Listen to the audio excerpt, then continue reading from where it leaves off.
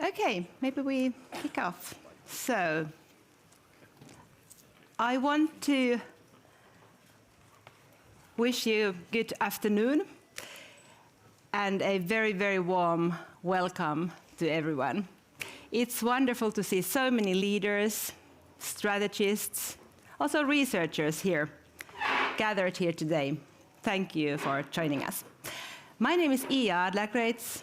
I'm professor of practice at Aalto University, School of Arts, Design and Architecture, and part of the Artpreneurship research group. Alongside my academic career, I also remain active in business, with a long background in different leadership roles across different companies and industries.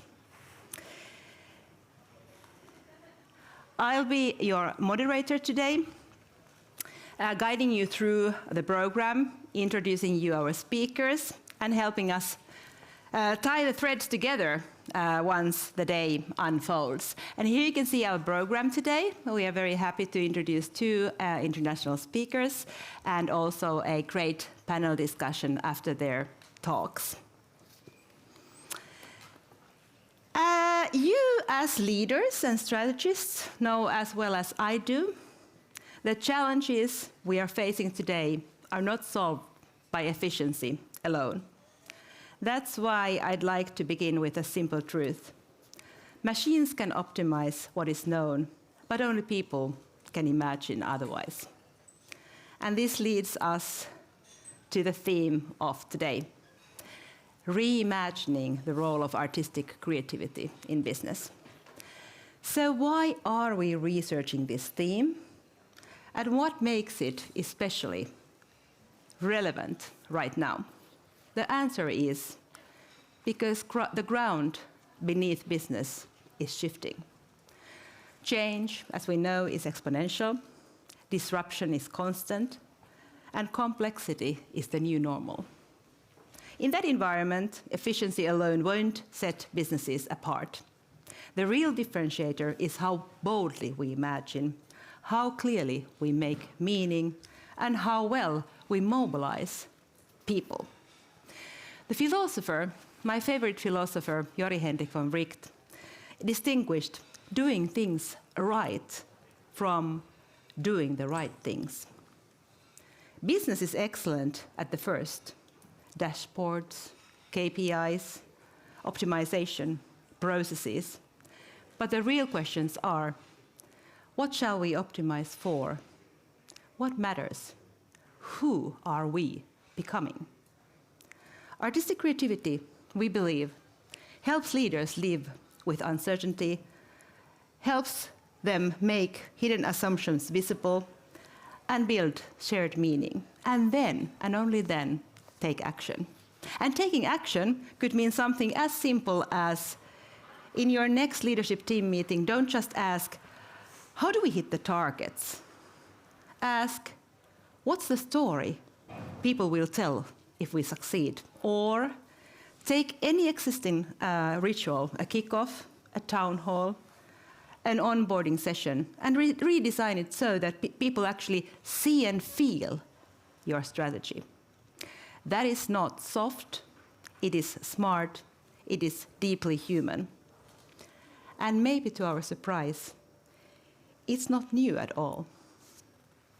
If we look back to the Renaissance, Leonardo da Vinci was never asked whether he was an artist, a scientist, or an engineer. He was all of them at once. And it was precisely that fusion of art and inquiry that enabled society to take a huge leap forward. That same integration is what makes art such a relevant method for leadership today. That's the spirit of today. To open the event from the perspective of Finnish industry, we will hear a greeting from Jyri Häkämies, Director General of the Confederation of Finnish Industries, EK. He regrets not being able to attend in person because of international duties, but he has kindly recorded a message for us on the video. So let's roll the tape.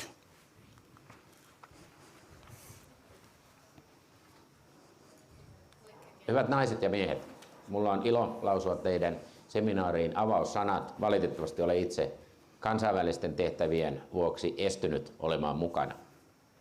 Tänään Suomessa puhutaan paljon kasvusta ja yritysten kasvun yhteydessä puhutaan uudistumisesta. Silloin kun puhutaan uudistumisesta, aika usein puhutaan teknologiasta, puhutaan datan hyödyntämisestä, yleensä niin kuin tämän tyyppisten asioiden mahdollisuuksista. Mutta liian harvoin puhutaan taiteellisesta luovuudesta. Tekoälyn yhteydessä puhumme myös algoritmeista, jotka muokkaavat maailmaa, mutta juuri näiden algoritmien, teknisten algoritmien ikään kuin vastapainoksi tarvitaan mielikuvitusta, juuri sitä taiteellista luovuutta. Tänään kuulemme esimerkkejä yrityksistä, jotka ovat hyödyntäneet taiteellista luovuutta, kuten vaikkapa BMW, Muumit, Genelec tai Ensto.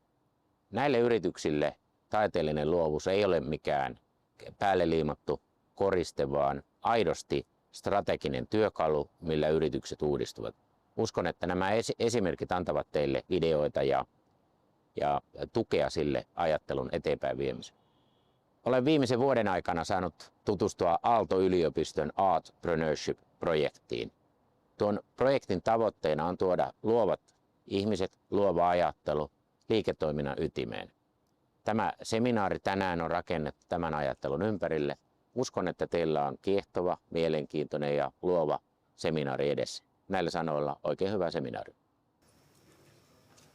Many thanks to Jyri. You may give an applause, even though he's not here. And now we turn back from industry back to the university.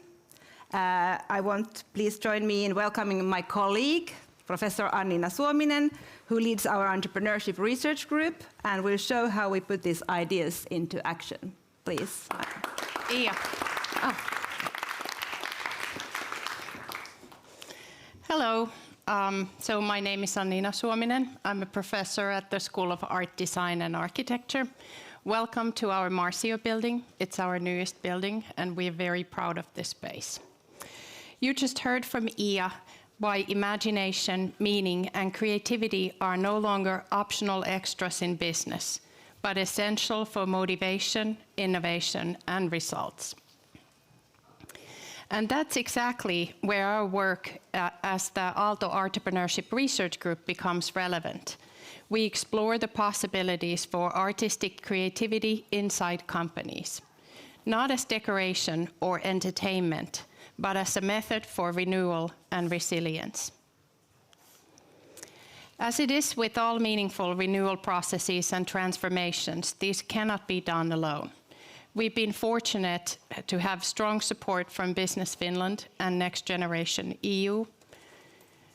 We work closely with companies like Moomin Characters, Rights and Brands, Ilmatar, Genelec, Fiskars Group, Fiskars Village, as well as with our partners in construction and infrastructure, health, design and technology. Our network extends internationally and involves many existing and developing partnerships and exchanges with universities and research and innovation institutions. And most importantly, and this is a number we are very proud of, we have partnered with 60 artists from different art disciplines to work on research challenges, and we have compensated them for that work, and that is important commitment to us. So who are we? What we do is only possible because of the way we work as a group. We're not single-discipline research team. We deliberately cross boundaries exactly in the spirit of Aalto University, where science, technology, business, and the arts come together, merge, and innovate.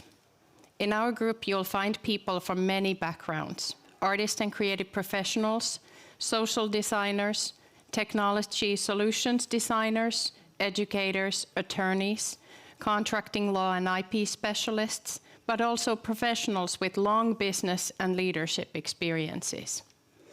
This diversity allows us to understand and speak many languages at once, mainly the analytical language of business and law, and the exploratory, empathetic, and holistic language of art. Our aim is to expand how companies and the creative sector collaborate. and to turn that collaboration into real tools, methods, and ecosystems. We ground our work in the 3 themes that are central to Aalto University: entrepreneurial mindset, sustainable solutions, and radical creativity. When you bring these together, radical optimism emerges as the guiding orientation that frames our work and mindsets. Radical optimism doesn't mean shying away from problems, but rather staying with the complexity, refusing to give up, and working until we find new openings. This type of optimism isn't naive. It's a choice to act with courage, imagination, even when the way forward is uncertain. So then, what do we do in practice, you might be wondering? We've experimented with bringing artists into research processes and organizations as experts ideating solutions that researchers, engineers, strategists, and managers find difficult to articulate and resolve. And here's what's crucial to our work. With commissioned work that requires limited artistic creativity and problem solving, you hand over a clear brief and you expect polished, often predetermined results. With artistic processes, the value is not only in the output, sometimes there isn't a product, but it's in the process. It's the process that matters the most. Engaging in radically creative processes is about stepping outside one's comfort zone, trying things you can't fully control, and practicing risk-taking in a safe environment. That discomfort and the reflection it provokes is where learning and renewal happen. Deeper understandings are formed and true connections with people made. To make sure this is done fairly, we've also built an ethical dialogical contracting model so that companies, artists, and other parties can collaborate transparently and on equal terms, understanding their rights and responsibilities. So you might wonder, what's in this for me or my company?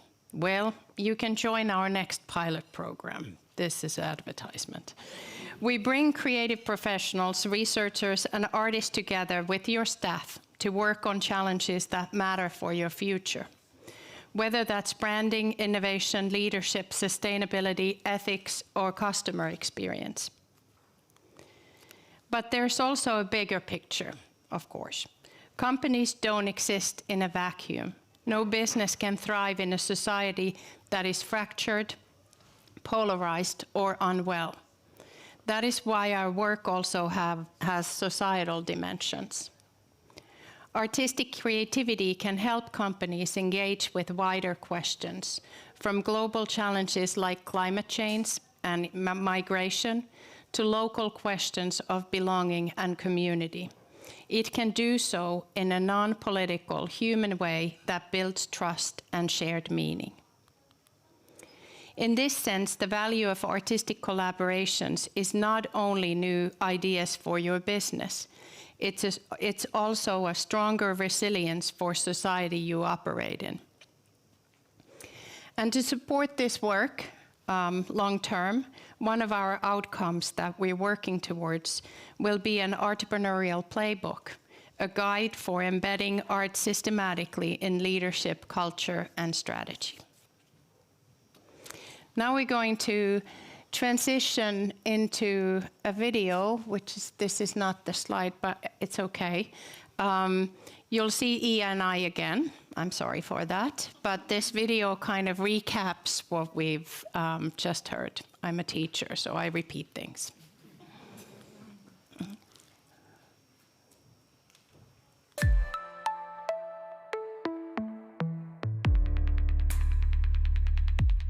For us, Artpreneurship means diversifying the culture of entrepreneurship and exploring how artistic and creative expertise can contribute to many areas of society through novel partnerships. It builds on a more in-depth understanding and communication of creative expertise that aims at generating intangible, strategic, and competitive value. Artpreneurship is not about teaching creative professionals the basics of entrepreneurship in a traditional sense. Instead, it prioritizes artistic thinking, creative problem solving, and the ability to envision and materialize the unseen and unexperienced. It also critically addresses the ethics, integrity, and sustainability of all actions taken, ensuring that creativity serves not just commercial goals, but also societal and planetary well-being.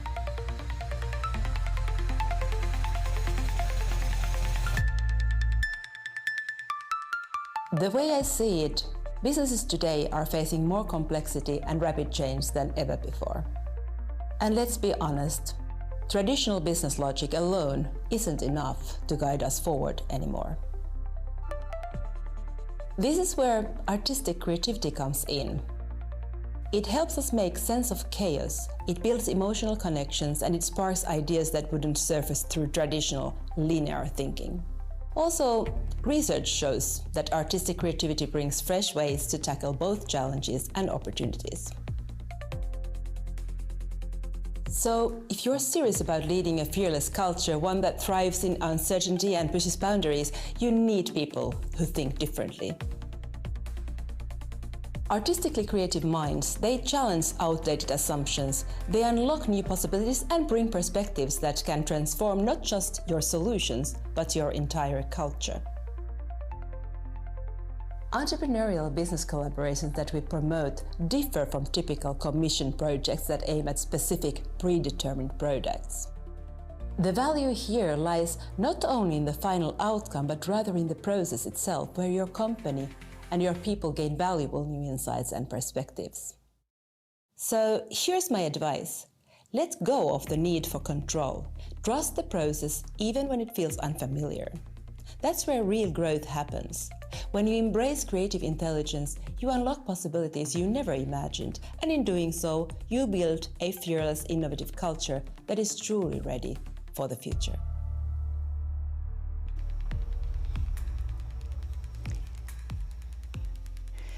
Thank you for watching that. For us, this isn't just about business innovation. It's also about shaping a culture where both companies and society can thrive. And now back to Ia.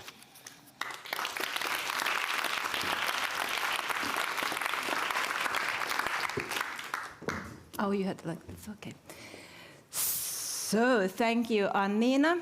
And now I have the privilege, we have the privilege of hearing from two outstanding international speakers, each with a remarkable track record of bringing art and business together on the global stage. And to be honest, we weren't entirely surprised to discover that their paths have crossed more than once also in the past. But if we go even further back in time, we meet a young man in Trier, fascinated by Duchamp, who would have imagined that this young man would one day lead BMW's global cultural strategy. That, of course, is the story of our first speaker, Dr. Thomas Gerst. Dr. Thomas Gerst has led BMW Group's global cultural engagement since 2003, building partnerships with Tate Modern, Art Basel, and the London Symphony Orchestra. An art historian with a PhD, he began his career in New York with Harvard professor Stephen Jay Gould, and today combines his BMW role with teaching and writing, from Duchamp scholarship to the iconic BMW art cars. Named European Culture Manager of the Year, Thomas reminds us that culture isn't a cost, it's a compass. Please welcome Dr. Thomas Gerst.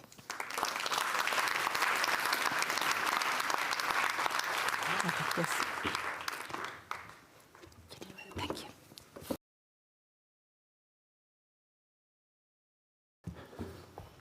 Thank you. Pressure is on, I believe, after this introduction. I want to really thank you, all of you, for being here. Aalto University, it's great. Really, I really share the passion that you guys have for entrepreneurial thinking. So I feel like I fit right in, and many things that I will touch upon have already been talked about. Nevertheless, I want to talk with you about the ABC of success, arts, creativity, and business. Really want to thank Aalto University, of course, Ihr Adlerkreuz, Tuomas Auvinen to have me here, and Anina Suominen, if I said your names right, I hope. And of course, the BMW Group has been active in the arts for 50 years, over 50 years, with hundreds of initiatives worldwide.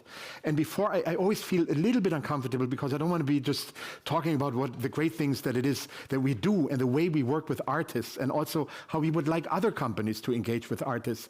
But I want to fly in from a more macrocosm level, if you allow me, and then delve into examples, as I was asked to give, of course, very practical in terms of how we work together with artists and why we do it. So at the very beginning, maybe I just start with and I also end with one, so this is not spontaneous, but I want to start with a joke that I read in the New Yorker, the New Yorker magazine, like 10 years ago. And there's this joke about two planets meeting. If you know the joke, don't give away the punchline, please. So there's two planets meeting. One of them is planet Earth. The other one is not planet Earth. And the planet that is not planet Earth turns to planet Earth and says, "What's wrong with you? You look sick." And planet Earth says, "I got Homo sapiens." That's already funny. But then the other planet says, "Don't worry, it'll go away." And it's also sad, isn't it? I mean, and then you think about the ugliness that we are capable of, the wars, the pollution, the bashing our heads in, for no obvious reason at all, just coming. I was here last in Finland in 2012, coming here through the central station, seeing the Ukrainian flag wave over your central station. I realized, even I'm coming from Munich, that the level of threat and anxiety is even bigger, obviously, here in Finland. And that's where we are. Ugliness is always spreading. Why? We're Homo sapiens. Come on, we can do so much better. And that's where, I know Ia changed this to the same font as ugliness, but I said, no, it needs to be small.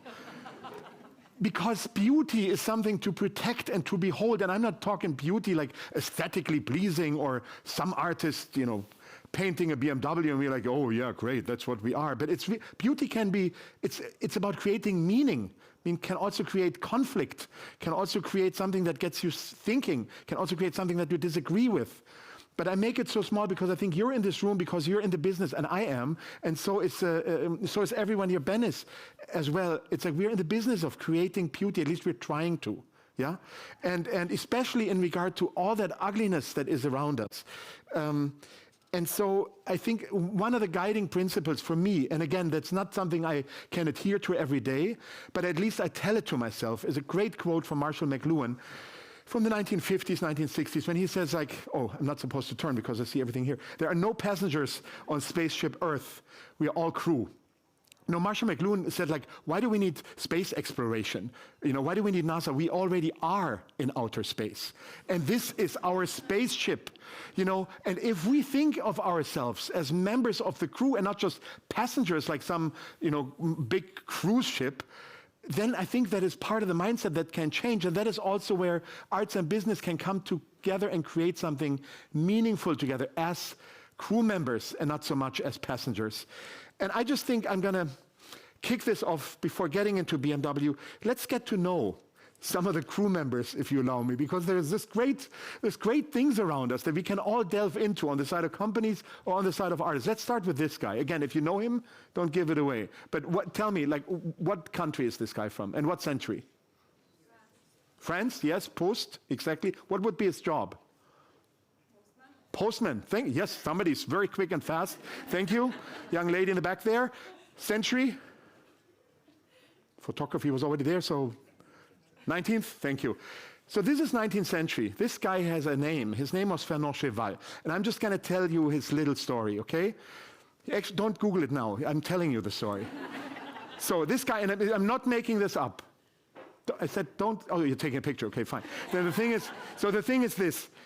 He is a postman, right? And back then, miracle, lo and behold, post was delivered 6 days a week, not 3 days a week in Germany at this very moment, but 6 days a week. And this guy was actually walking almost 30 kilometers every day in the Auvergne region. He was from Autrive, like in the heart of France, basically, going through little going across brooks and little bridges and fields and hammocks and delivering the mail to 3 little villages, 30 kilometers per day. He was 43 years old, a lot older than many in this audience. Lucky you guys. It's like and then he actually comes across, he walks and he stumbles across a stone, right? And he sees it, and then he thinks this is interesting, and then he unearths it. It's a lot bigger than he thought, and then he lifts it up, and he sees everything in there, like allegorical figures, flora, fauna, and he just thinks, I'm going to keep this stone. And he takes it with him. I don't know how he did it, but then at night he brings it to his vegetable garden at the River Galore in Autrive and puts it there. And ever since, he was 43 years old already.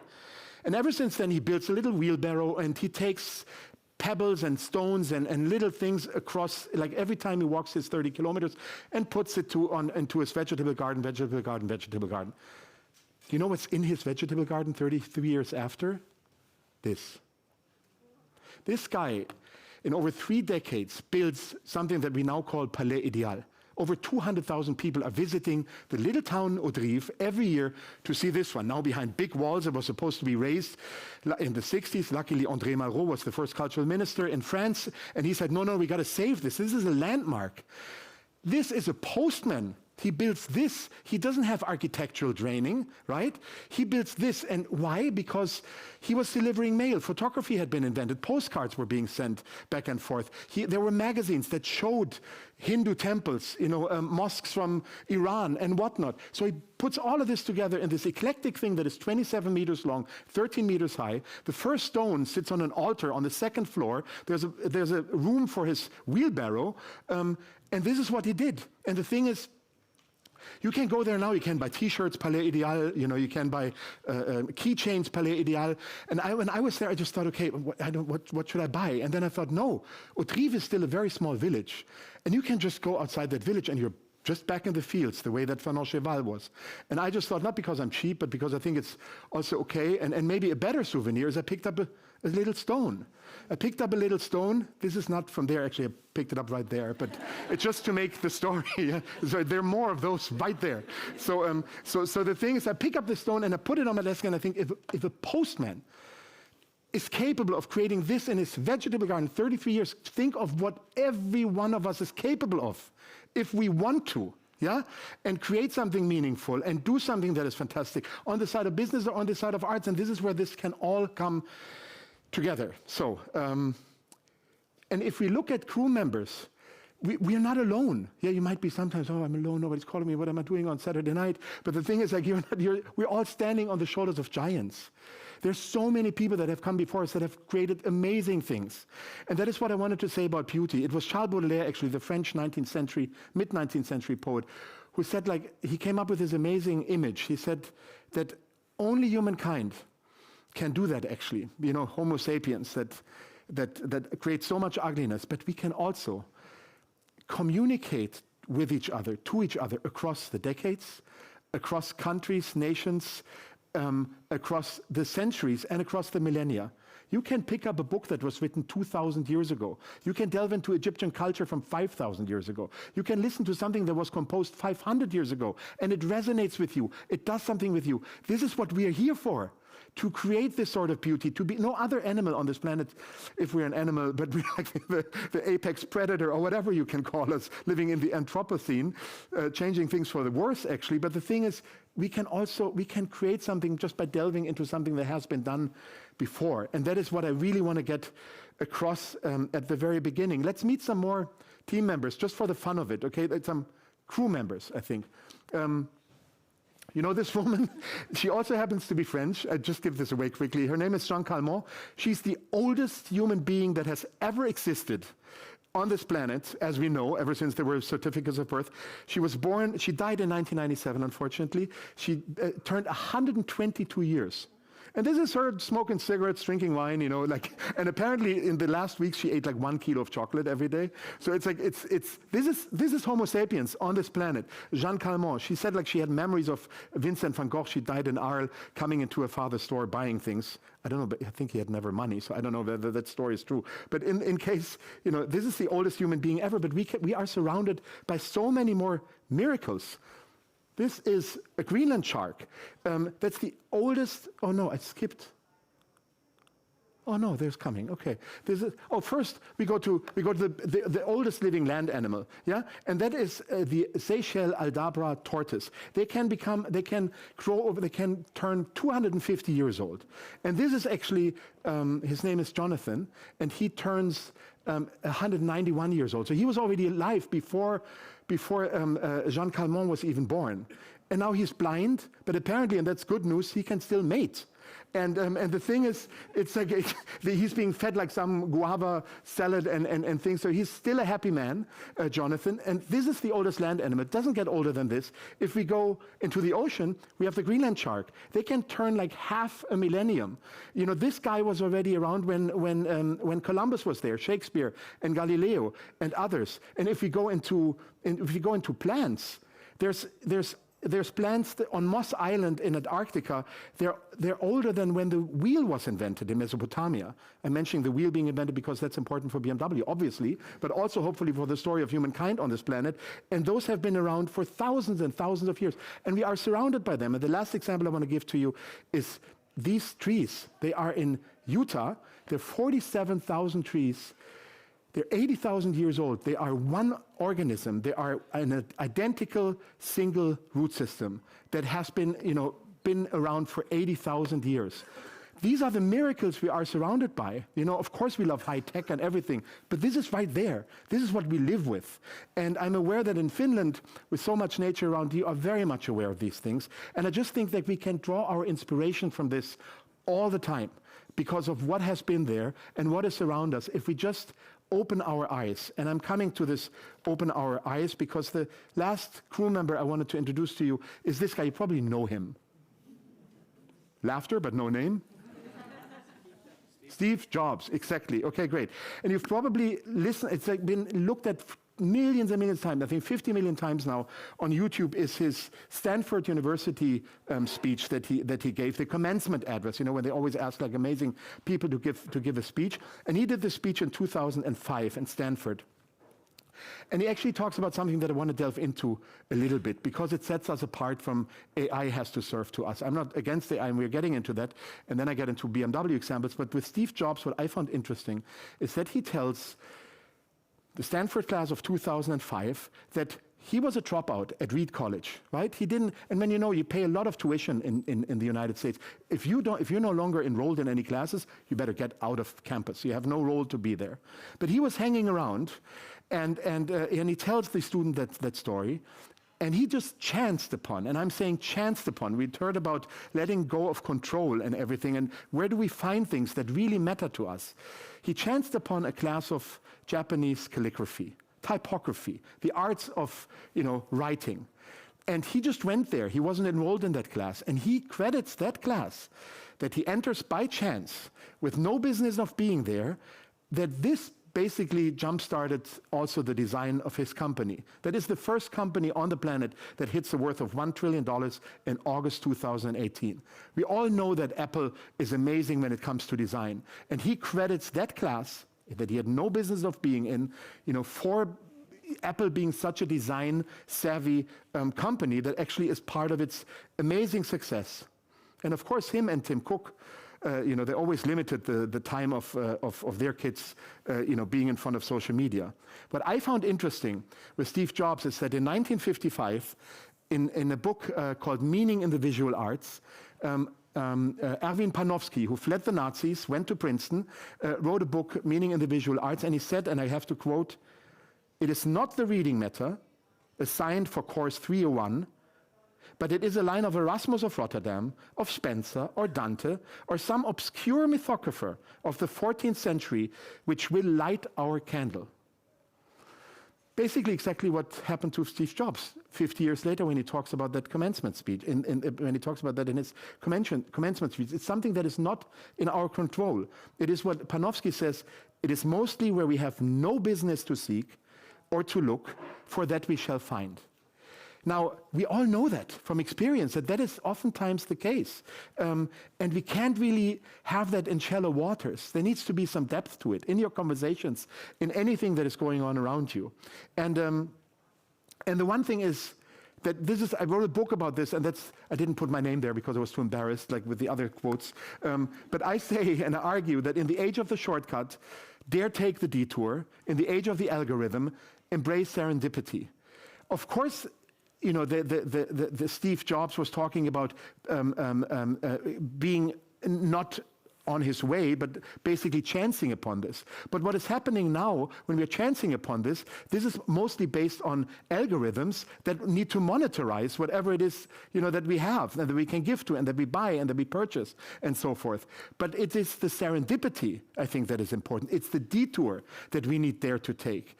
And you know that when you are at work, and even at university or at a big company, you know that everybody always interrupts you and says, do you have a second? Can I have you for a moment? Like, it's unreal how before we even start to speak, we let the other person know it's not going to be long. What's wrong with long, right? What's wrong with that? So because we're like this, and this is, I think, where the arts are coming in. That's where business needs to go a little further and explore, to let these places and spaces happen and breathe, where there can be true meaning, and where there can be something that really resonates with us. So that is what I'm keen on talking about. And I want to come back to one particular crew member in a second. We had a talk yesterday when we had dinner prior with some of the speakers here, and Siamek Nagyan, who we will hear from in a bit, he also said that what's great about conversations is that we enter human beings on a deeper level, you know, and it's not just, you know, the shallowness on top. And I was just on another panel in Munich 2 days ago with talking about the future of sustainable, circular, digital cities and whether they are livable. And it's Carlo Ratti, the director of the Venice Biennial that is still ongoing, the Venice Biennial of Architecture, until November 23rd this year, so don't miss it. Carlo Ratti is with the MIT Sensible Lab, and with Harvard and Yale, he had actually AI create real-time examinations in terms of how much time do we spend in public places today, vis-a-vis footage from 50 years ago. And they came to the conclusion that people socialized very differently in public spaces 50 years ago. While nowadays we rush more from A to B, back then people were taking time more in public spaces. And I do think, and I do believe, that when the unexpected happens, what the situation is called dérive, that is where meaning can be created again. And there's clever design that can actually facilitate this. I'm bringing up AI because it's so useful, absolutely, and you cannot position yourself against it, but we are human beings. And I think that, you know, thinking of this motto of mine, and coming back to the passengers and the crew members, and looking at AI, AI is a tool, and AI is a material. But we are the human beings. That's basically also what Ia said in a short introduction. It's the artist Hito Steyerl who once said, everybody's talking about artificial intelligence. Why is nobody talking about artificial stupidity? And you know, why don't we talk about AS instead? Because the one thing that I want to go, and AI was just a term invented in the 50s to get grants, which is okay, but it should actually be called automation, according to some linguistic professor in the United States, or applied statistics, because that's what it is. Human centricity will remain central vis-a-vis, you know, multimodal generative AI. And while the motto of these AI companies that try to take, you know, you from your detour, if you think that's a good thing, if you don't want to be distracted by distractions all the time, to be monitorized in a way, then the motto of those AI companies is accelerate or die. It's go, go, go, go. What does that mean? Where does that leave us? I mean, it's Steve Jobs who also said, you got to walk that extra mile. And that might be the detour. You're very much alone walking that extra mile, but that is where you get to know yourself the best, I think, when you believe in what it is that you do. Because one thing is also for certain, and I'm just going to throw this at you, from penicillin to the pacemaker, from microwaves to LSD, from Velcro to matches to X-rays, all these things were invented by chance. So some of the great inventions, they were based on mistakes, on chance, on serendipity, because somebody took that detour and not that shortest way from A to B. This is how inventions come into being. And when I talk about inventions, just one thing, and I got 20 minutes then to throw BMW examples at you, is that is that, you know, your brain, I mean, you know your brain, obviously. I speak to you, you see me, I see you, and you can hear me, I can't hear you because I'm doing this big monologue. But your brain works, and when you look at this bulb here, right? This is like a lot stronger than our brain works with a 20 watts, yeah? That's a very, very dim light bulb. Yeah, sorry to say, whatever you tell your kids. But that's the 20-watt thing. And compared to training a large language model like GPT-3, just training it is estimated at 1,300 megawatt hours, for which you can, for 1 year, you know, have all the electricity for 200 American homes. So think about your 20 watts and what your 20 watts can actually do. So now from AI to, finally, to BMW, to give you some examples, and I don't want to run through them because I think I'm proud of what it is that we do, and I think we consider ourselves leaders in the field of working with artists, of working with cultural institutions. This is not a commissioned work, but I always show it also in internal meetings. Boris Buchan, this was shown at the Tate Modern about pop art in the East, and he just replaced the BMW logo with ART, with art, and I love that. Of course, BMW Group is responsible for Mini, for Rolls-Royce, for BMW, for Motorrad. It's a company with a revenue of north of 140 billion euros every year.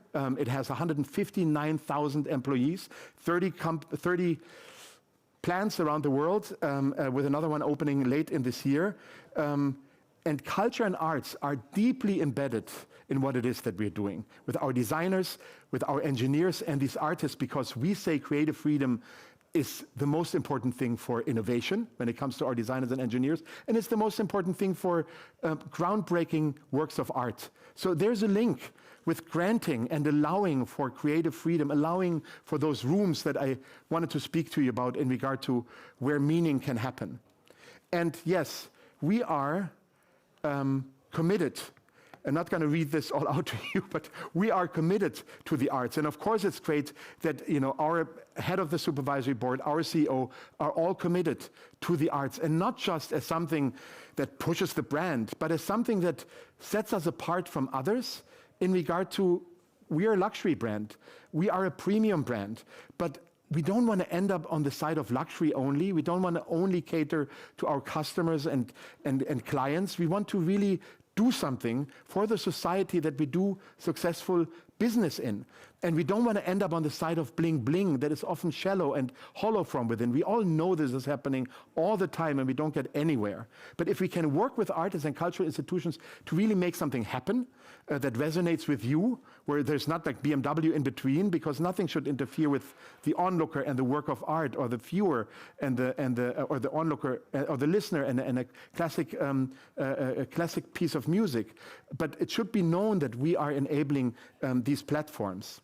And it was Walter Gropius, the founder of the Bauhaus. You know, the Bauhaus was, by definition, very, very interdisciplinary, because that's the only way you can think, is that the widespread view that art is a luxury is the destructive consequence of yesterday's mindset. So even if you're a luxury company, you shouldn't only just delve into doing something luxurious. You should really look at, who do you do this for? How do you resonate within the societies that you do your business in?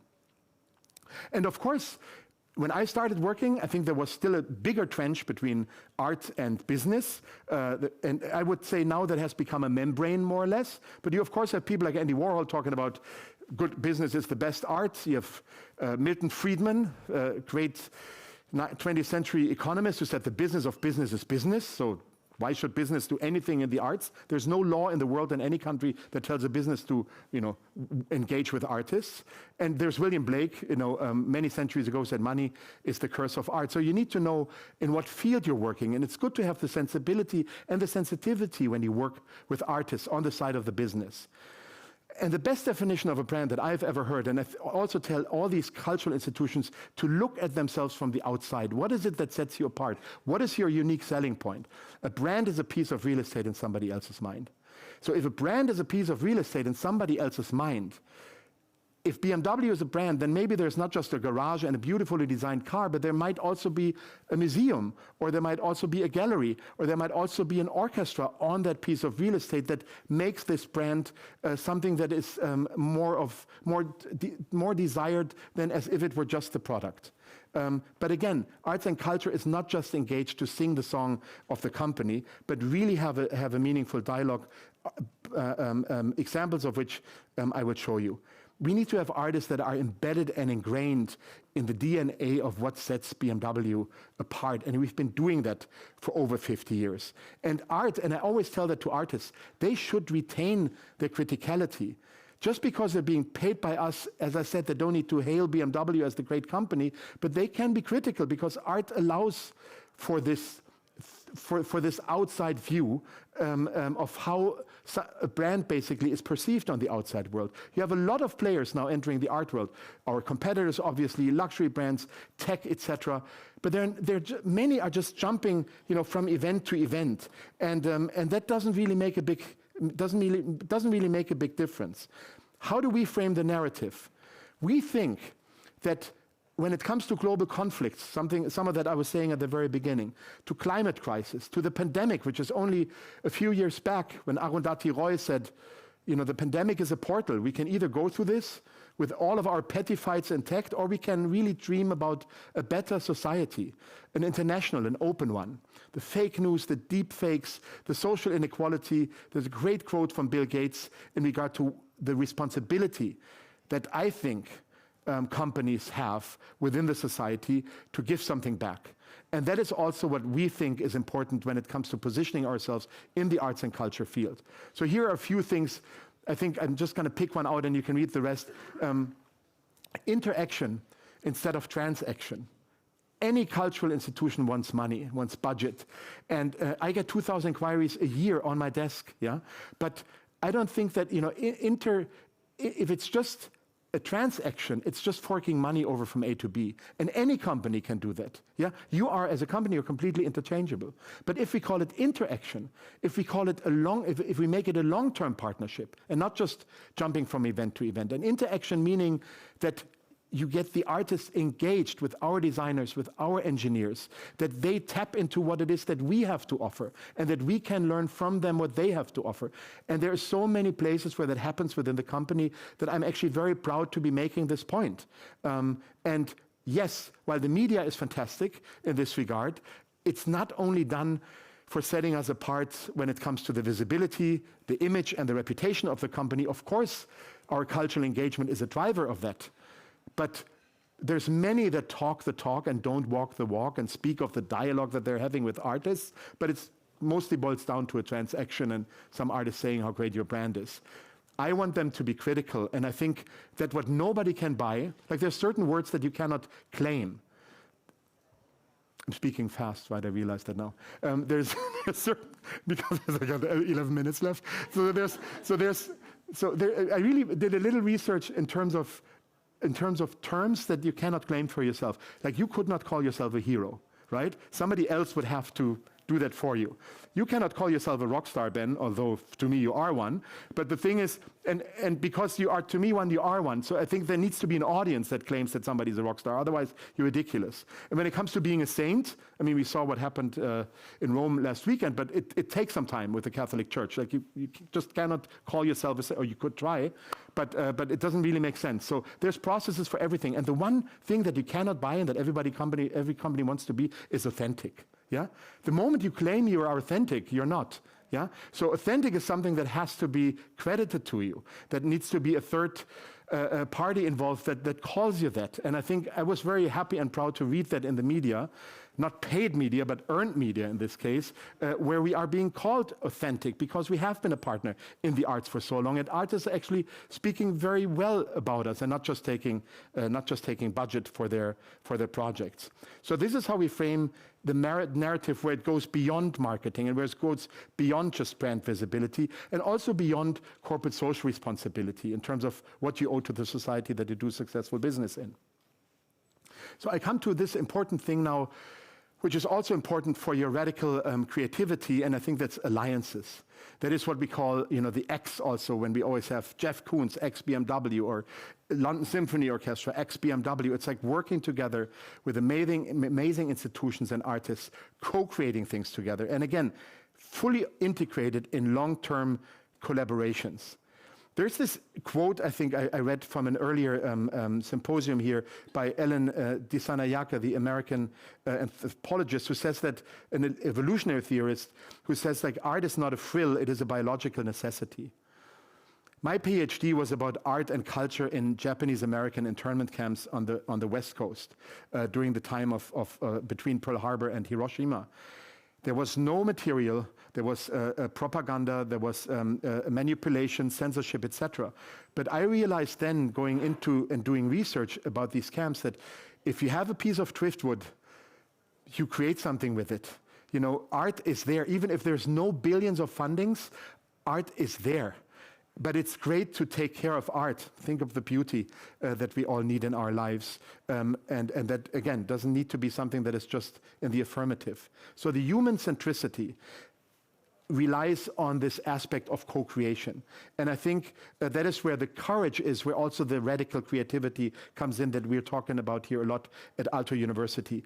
Of course, the artistic autonomy has to be honored, and we are inviting difference. We are inviting criticality. When we celebrated 50 years some time ago, did this just go up? Did I get extra minutes? No. Really? Wow. But now I have 13 minutes left, apparently. It was only 8.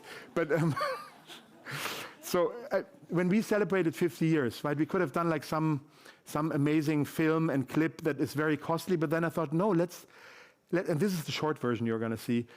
Let's hear it from the artists that we work with. Why don't they say something? Maybe something funny, something. So I think it was during the time of COVID. So we just asked them to send in little clips, and here's what we got from artists around the world. 庆祝 BMW 文化参与50年。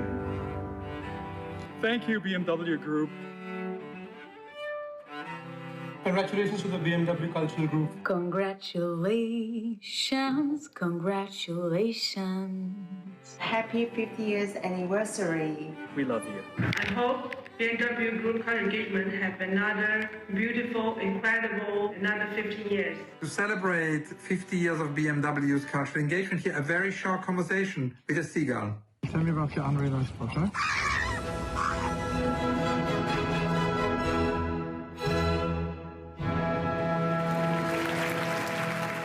Happy birthday from your Munich Philharmonic Orchestra.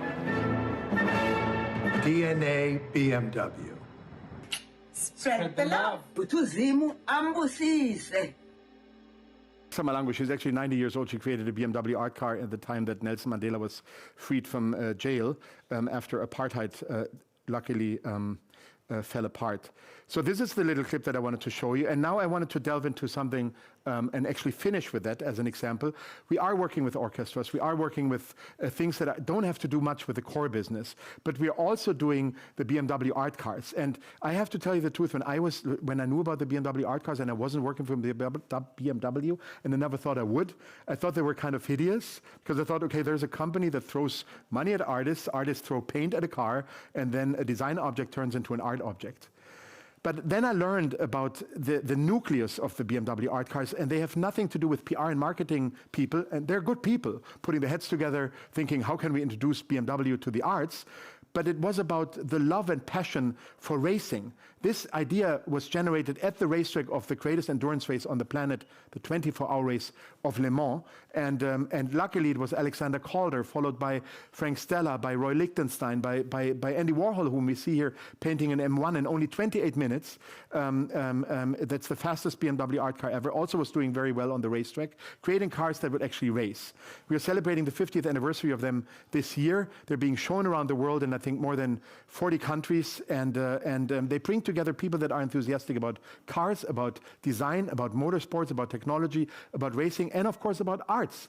And it's great that we worked with such great artists for such a long time, because continuity is sometimes very hard to get with businesses. And here it is where we honor our history, our heritage and our tradition with those BMW art cars. And I'm going to delve into one example with those cars. it's no longer about wielding brushes nowadays. Art has moved on into the field of high tech, of course, which we appreciate, into like Chao Fei, for example, whom you saw with that funny bird looking into the camera. She, for the first time, brought in AR and an app and augmented reality, as I said, when she worked on the art car project. And also, I think I spoke with Ia about that some time ago in 2007. Oh, here. Aalto-Yliopisto created the BMW art car based on a hydrogen car. And the first thing that he did was he ripped out all of the logos, which was not easy for us. Yeah, and he turned this car into a critical object that has to do with global warming, because you can only see it in a walk-in freezer. So he put all these layers of stainless steel on top of it, and the New York Times, in a one-page article, called it the greatest advertisement BMW has towards its sustainable future, when the word sustainable wasn't one that every company now talks about the most. But this was because Aalto-Yliopisto also not only created this car, but also a book that was an integral part of his art car, asking futurologists, sociologists, designers about the future of the automobile. And our designer-in-chief, with like 500, 600, 700 designers working from him, turned this book into, he said, this is mandatory reading for all of my designers. So that is when this dialogue happens, because artists can think more freely if they don't give up on their criticality once they are embedded with working with us. And it's about being curious about each other. Yeah, it's about valuing each other. That is basically what good partnerships are all about. Yeah, and if you can hold that for a long period of time, I think you've already achieved something. The passion that is important, and of course, artists.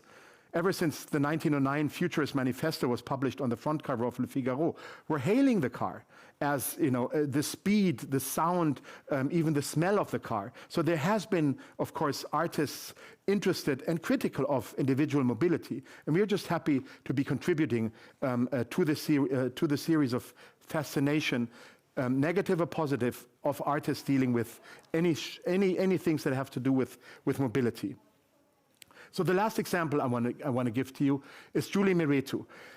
We always have an independent jury that picks the BMW art car artist. And again, here I'm having examples here that are close to our core business. I could be talking about, implementing Opera for All from Melbourne to Trafalgar Square, from Munich to Berlin, and other places around the world where people can just indulge in opera. But I want to stick to that example, working with Julie Miretu, of course, a great internationally renowned artist. I think her work on the auction block goes for more than 10 million euros. That is of no concern to anyone, or shouldn't be. I'm just saying that she doesn't really need to work with us, right, when it comes to anything that she might want to pull off financially. But she was interested in working with us on a car that we. This is not the car that she created. This is the race car that she would then turn into an art car. And we made that announcement, as you can see, in the Guggenheim in 2024. And she created this car.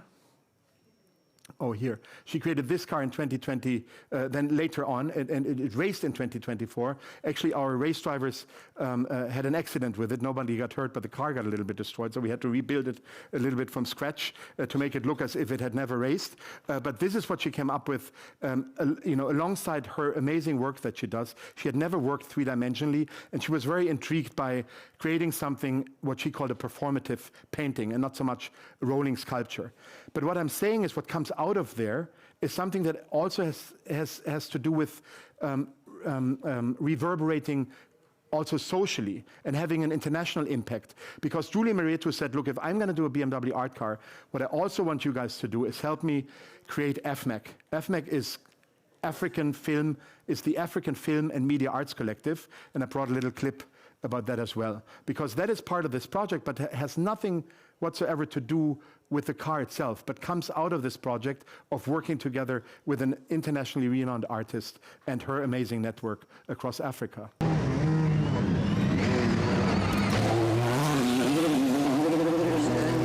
whole project is about invention, is about imagination, and is about pushing limits of what could be possible.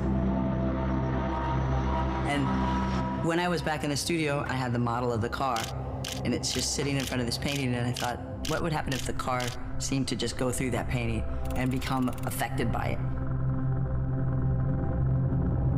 That was another point of entry for me into the project, was the idea of creating a series of workshops throughout the African continent. And it will focus on studying media and creating films out of this.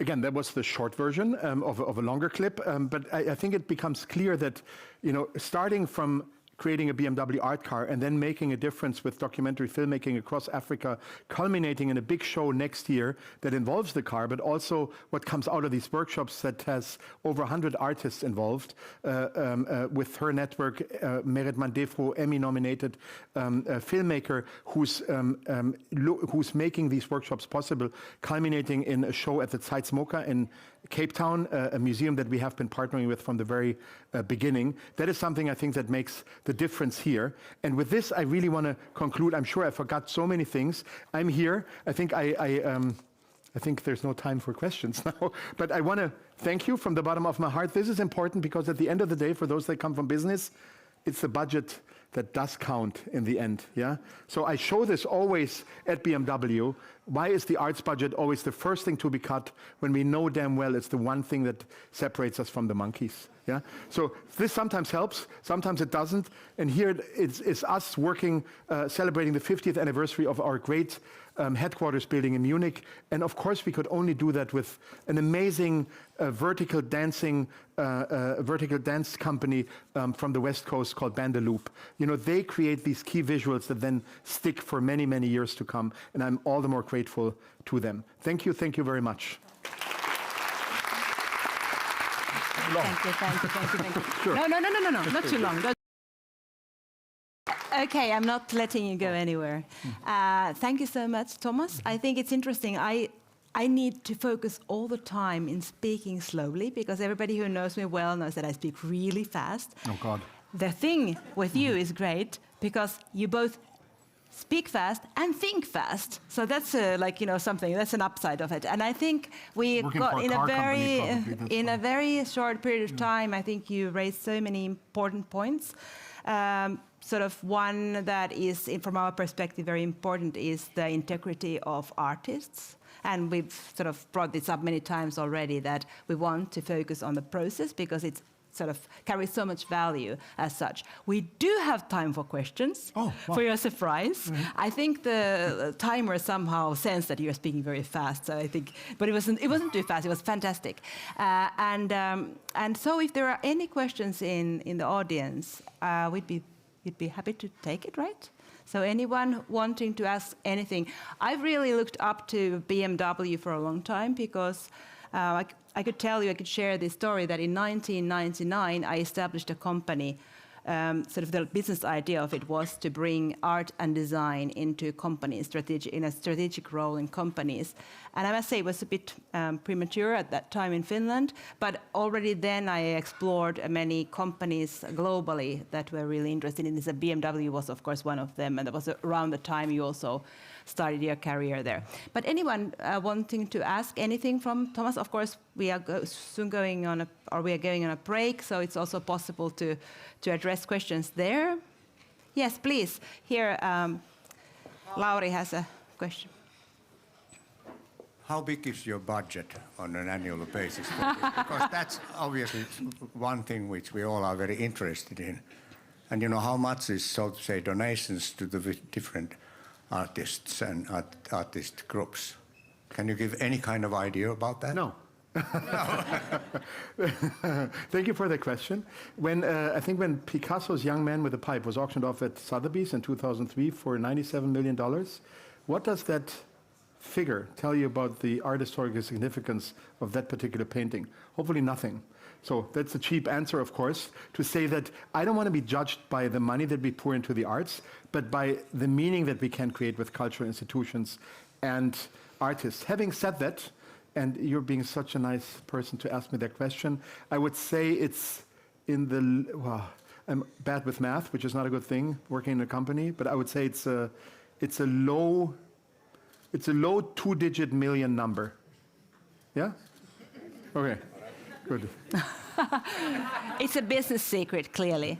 I think what you brought up with continuities is something that we should maybe pay attention to. So we don't have these one-offs, but we rather think that even if we do even if you put little money on it, that it have like continuation and people would get used to the idea of using art as a method, art as a leadership method. And it's not all about money, but continuity and having a strategy. Because you have a clear strategy, as you said also, that you're not jumping from one initiative to another. And I think that's very, very crucial in this whole thing.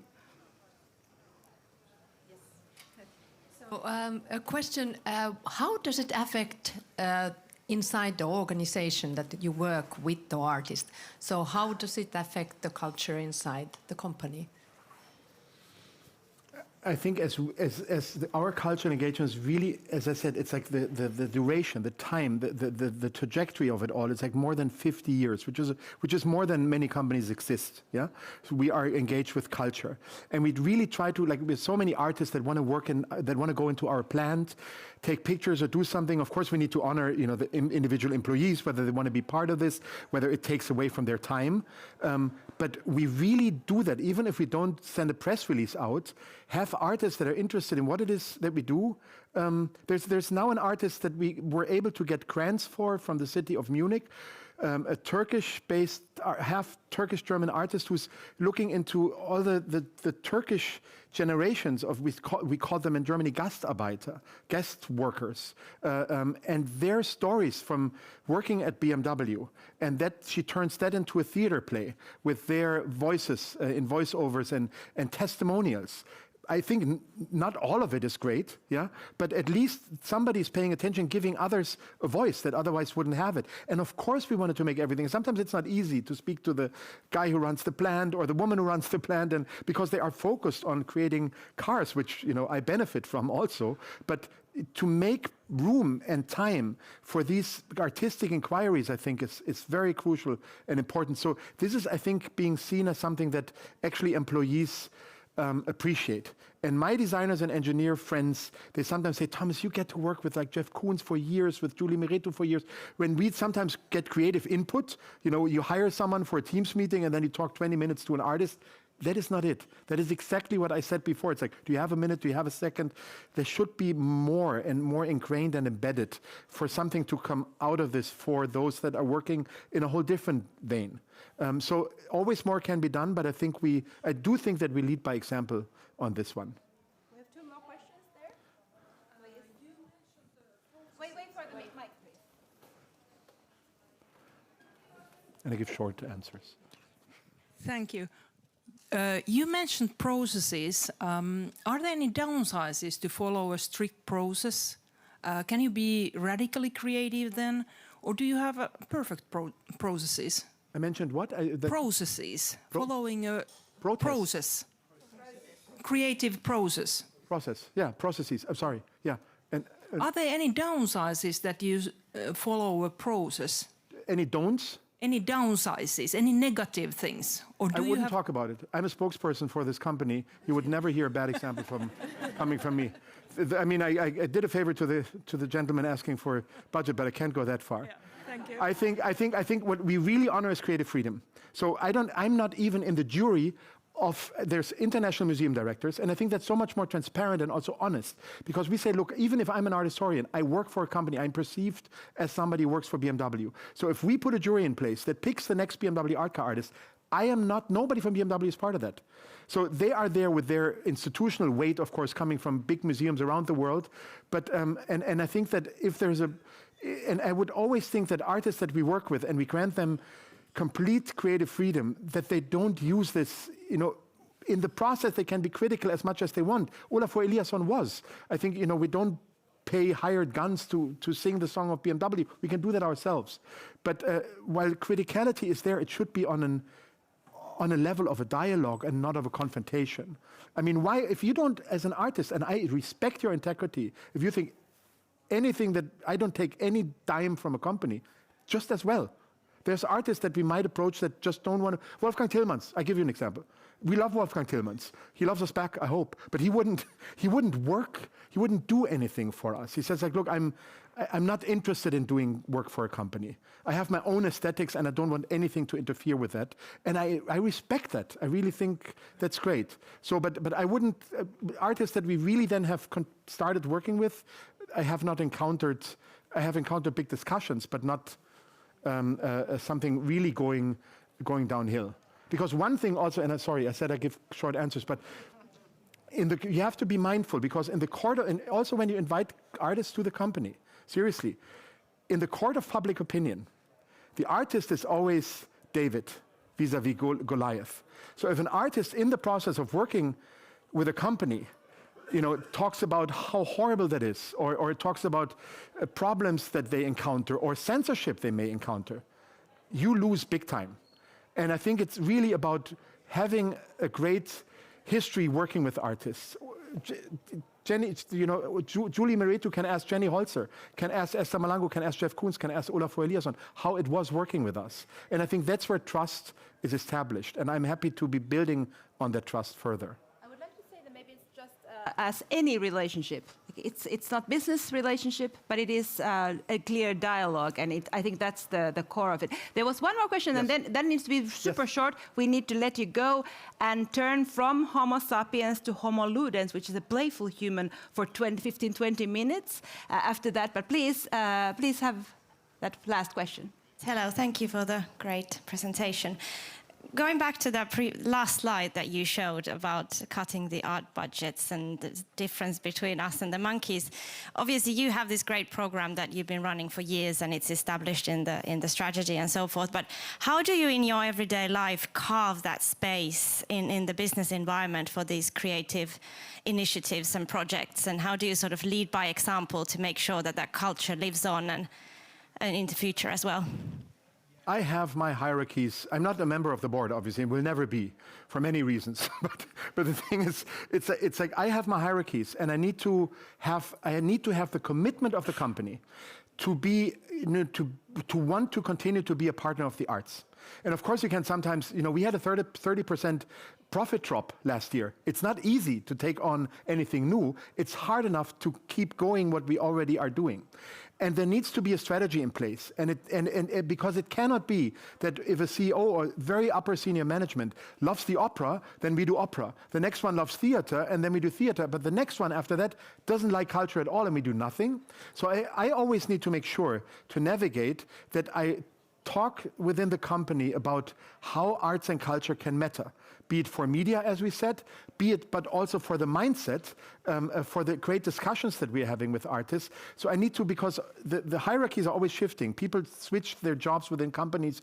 I have mine now for 22 years. If they make a career, every 3 or 4 years. So you always deal with different people, and you need to make them aware of what it is that we do, and ideally need to have them delve into this with curiosity. On top of this tremendous workload that everybody has, of course, that works. So, but that's a very good question. I hope I could answer it a little bit.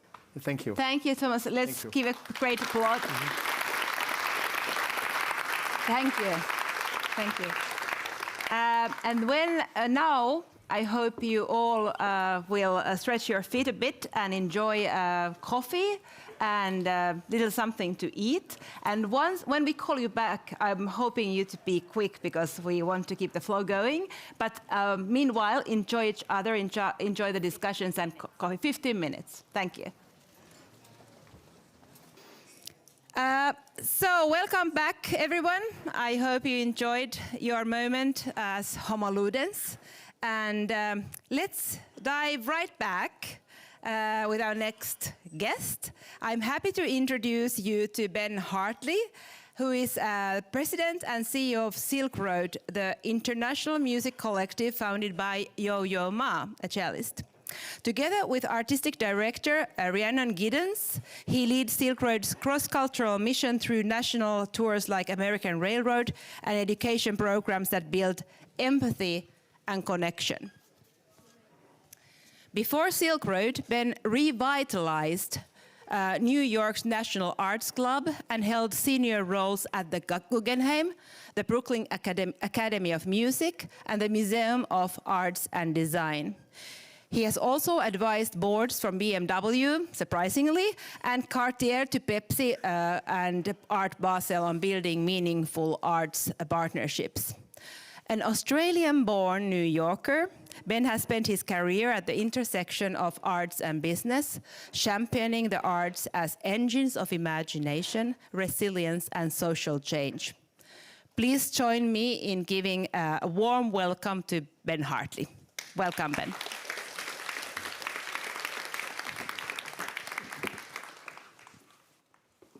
Thank you, and thank you, Ia, Nina, Thomas from Aalto University. It's a real pleasure to be here. One of my heroes of architecture, Aalto. How wonderful to be here. I also want to recognize Thomas Gerst. Where's Thomas? Where's Thomas? There he is. Thomas and I have known each other for a long time. I was at the Guggenheim in 2000, before Thomas joined BMW, and BMW did an act of cultural engagement with the Guggenheim that still stays with me to this day. In the year 2000, like many cultural institutions, if you all remember, we thought the world was going to end, Y2K. We thought there was no future, but we wanted to chart the 20th century in an exhibition about the 20th century. We wanted to do an exhibition that showed the greatest works of art. Turns out you can't do that exhibition anymore. The Spanish don't want to lend you Guernica. The Museum of Modern Art doesn't want to give you Starry Night. So you've got to come up with something else. So we came up with the idea of the art of the motorcycle. Controversial at the time, but it turns out the first motorcycle was developed in 1898, and then continued through innovation, speed, design, sex, money, all the things you want in the 20th century, and captured in a motorcycle. We went to BMW and said, listen, we'd love you to partner with us on this. But here's the bad news. Of the 110 motorcycles, only 5 are going to be from BMW. There are going to be many from many different companies. And to BMW's credit, they never came back to us and said, we want more bikes. We think BMW should have a bigger role. And it was the start of that relationship that then has gone on to continue with the Guggenheim to today. So I just wanted to recognize Thomas and BMW for their real foresight in arts engagement and long-term engagement with culture. I want to talk to you today about the reimagining of the role of artistic creativity in business. Once upon a time, Italian Renaissance artist and engineer Filippo Brunelleschi had a problem. Brunelleschi wanted to show life beyond the page. He wanted to show light. He wanted to show depth. And he wanted to show color. He wanted to make flat spaces come round. He wanted to make two-dimensional spaces become three. In short, he wanted to show us life. What he developed through bringing parallel lines to a connecting point and converging in the distance would change the way we saw the world and how we will see it to this day. He gave us perspective. An artistic invention that not only allowed him to design the Duomo in Florence, but allowed innovation to flow. It directly led to the Renaissance interest in human experience, scientific observation, and realism. Brunelleschi hadn't been asked by his CEO, his SVP of marketing, his director of design to come up with a business solution to a business challenge. He'd been challenged to find a better way to represent the unknown. Within very few years of his development of the concept of perspective, we saw its influence across different sectors, which is with us today. We saw two-dimensional images suddenly become three-dimensional images, allowing Venetian traders to plan trade stops, travel across distance and estimate cost, and present professional images to their backers and insurers. He took us from basic financial tables and dense ledgers into graphical that showed no way of representing interest over time, inflation, and abstract growth, directly to the financial models that we use today.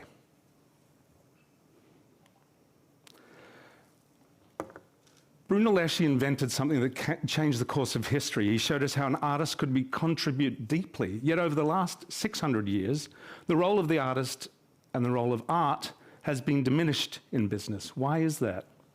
We obviously recognize that art and artists express something that is beyond words. Why else do we keep using the word art? Does it describe something beyond understanding? The art of war is referenced by corporate raiders and famously by Gordon Gekko in the film Wall Street. The art of happiness shows us how to reach true contentment. The art of seduction shows us how to appeal to another person, something that would have been very good reading for me as a teenager back in Australia. And the art of the deal teaches us nothing. It seems that everyone It seems that everyone is referencing art, but no one is actually working with artists. Today's conversation, I'm going to refer to artists as individuals working outside the boundaries of commercial problem solving. While designers work with creativity and intent, they are typically working within a structured, goal-oriented environment. This presentation draws a distinction between designers and creatives who solve problems and artists who question whether we're solving the right ones. You're looking at Jackson Pollock's masterpiece 17A, created in 1948, sold in 2015 for $200 million. Everything that came before Pollock was focused on European modernism. Pollock is seen as an innovator who changed the world with his action painting technique, a technique that fundamentally revolutionized the art-making process, moved the center of art creation from Paris to New York. This is what happens when an artist ventures out beyond the known and beyond the structured. Sometimes the line between artist and designer can be blurred. But today I'm making a case for how we treat artists as unique and underutilized voices in strategic innovation. In a world increasingly defined by AI optimization and efficiency, many organizations risk losing their most competitive vital advantage, imagination. While machines excel at recognizing patterns and scaling what exists, to see what doesn't exist, to reframe, provoke, and create remains uniquely human. And in this regard, artists are the original strategists of the future.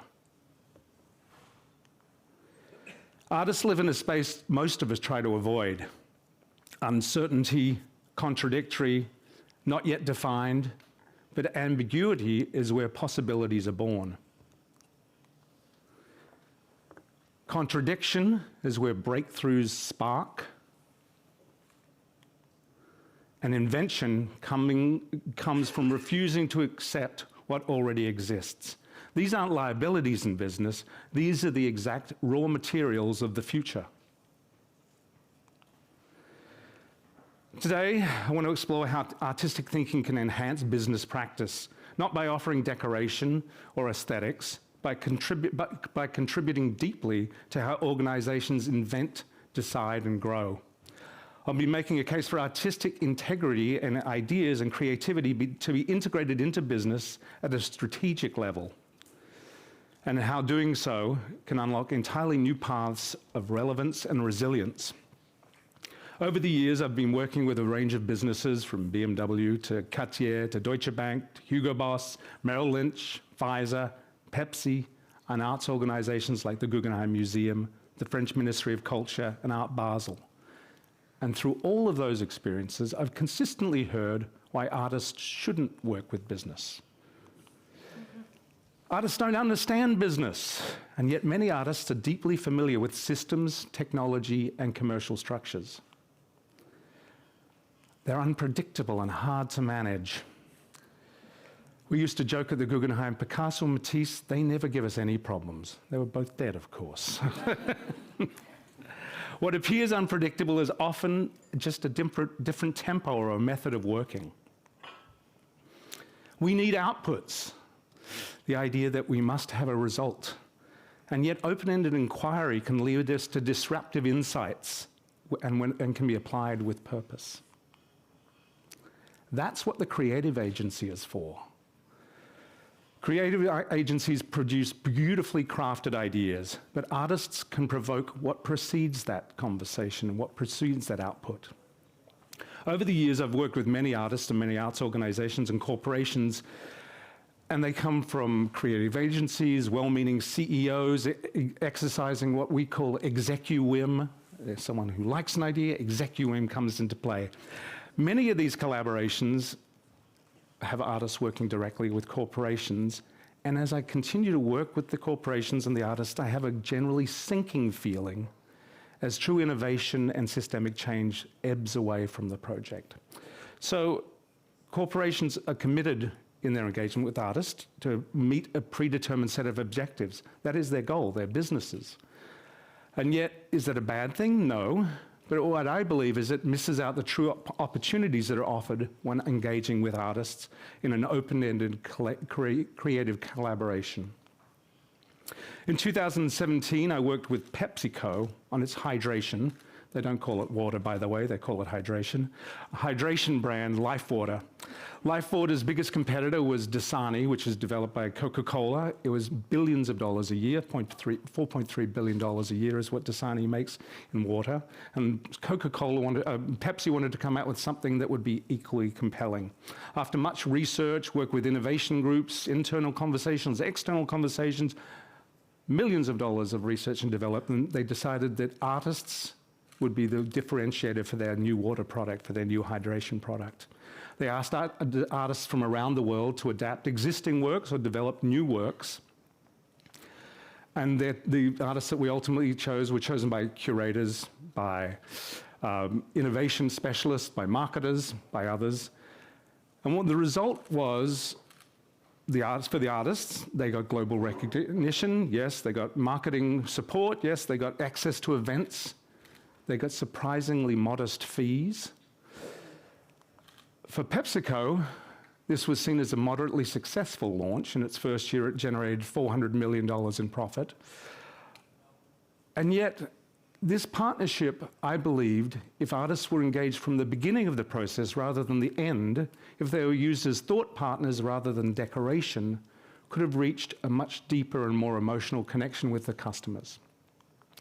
Likewise, when international producer, artist, and musician Pharrell Williams struck a partnership with American Express as their creative director on the Platinum Card, it was celebrated as a major artist working with one of the world's most recognizable brands. What started as an experience to enhance the card's experience and offerings while also supporting arts education quickly became an internal exercise that went through huge budgets with very little result. What went wrong? Many corporations work successfully with artists, and that's wonderful. However, today what I'm encouraging is the idea of engaging artists in the act of strategic transformation, giving artists the freedom to explore, critique, and reframe, and drive truly meaningful partnerships and impact. By treating artists as vendors, not as thought partners, companies can unlock a different kind of intelligence, one that complements existing capabilities and expands what's possible. When artists are partners, they change entire systems. Now I want to talk to you about 3 examples of how I believe artists can engage with business and business strategy to make a meaningful difference. I understand that these approaches will not be for everyone. Engaging with artists is not easy. It is uncomfortable. It takes us into places that maybe we don't want to go. And yet I believe that we should all at least aspire. So I ask you today to dream with me, to take this chance to see how an artist could impact the business that you work in. Every year, companies spend billions of dollars inventing new products. Whether it's within a formalized R&D team, a research and development team, an innovation team, off-site retreats, billions of dollars are spent. Yet this practice is often limited by restricted time, outcomes, and an aversion to risk. Take this process and compare it to how an artist approaches a blank canvas or a score waiting to be filled with music. Artists see the act of creating as not as a linear process with summaries and next steps and action items. Rather, they see the process as iterative and unpredictable. Artists enhance ambiguity during invention. You're looking at Pablo Picasso's seminal work, La Vie, which perhaps is one of his finest works from the Blue Period, his Blue Period. We know through X-ray examination that Picasso started, pivoted, covered, and then reworked this masterpiece. We know that he painted over an existing painting, that he changed direction multiple times. But once he made the decision, and once he moved forward in 4 short weeks, he produced this work, and it was sold within a year. What was born through destruction, iteration, and reframing produced what would become a masterpiece. Picasso painted, erased, repainted. He worked inside ambiguity. Invention wasn't a single spark. Invention was a practice. In 1972, cellist Julian Pfeiffer wanted to start a musical ensemble.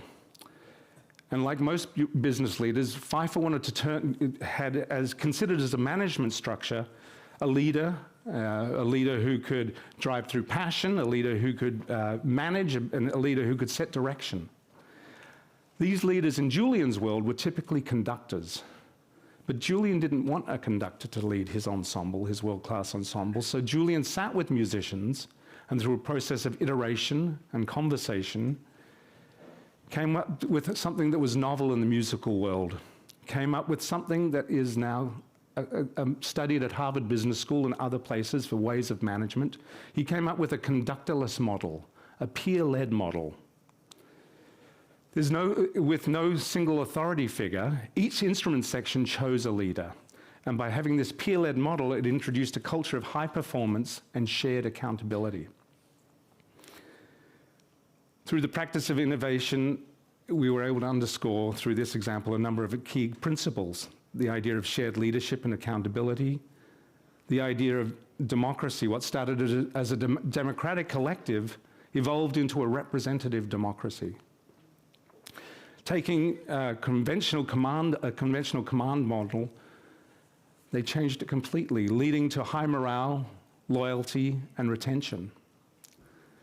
They led to team learning and adaptation. And the idea of not having a conductor necessitated they had to have more time to rehearse, which brought in an idea of leading to consensus and more buy-in into the overall vision. As I mentioned, this has been studied by Harvard Business School, and in fact, Orpheus teaches this method of management, of leaderless management, as part of a business course it teaches all over the world. When artists invent, they make the unpredictable possible. So far, we've seen how artists approach invention through ambiguity and iteration, but invention is only one part of the story. The real test comes when the outside world starts to throw changes at us. What happens when there's a shift in culture, society, technology? How do we interpret those inputs? Businesses rush to extract answers, whereas artists pause to dwell in the questions. This brings us to our next theme, shifting perspectives. In modern business, we're always adapting to change. Our ability to change, internalize information, and act accordingly is the key to business success. Artists and innovators draw inspiration from the external world. However, artists and businesses interpret this information differently. Business teams mine external information for actionable insights that can be converted into products and solutions, whereas artists often dwell in the emotional, the symbolic, or the contradictory of that same world. It's in this area where I believe artists can offer key insights into everyday business strategy. Artists resist the urge to resolve issues immediately. They search for meaning. In 2007, the French-Swiss artist Sophie Calle produced a spectacular work of art through shifting her perspective. The writer-photographer received an email from her boyfriend ending their relationship. The last line of the fairly short note read, "Take care of yourself." In business, we'd call this a negative outcome. Unlike in business, Carl resisted the urge to resolve immediately. Not knowing how to feel or respond, Carl shared this letter with 107 women and asked for their response. From this initial piece of information, Carl produced an emotionally compelling exhibition of responses, photos, music, and sound. An intricate map of meaning. The work ultimately represented France at the Venice Biennale and went on to inspire many artists, becoming a catalyst for conversations around mental health and a precursor to the concept of self-care, which obviously has gone on to be a huge growth area in beauty and lifestyle.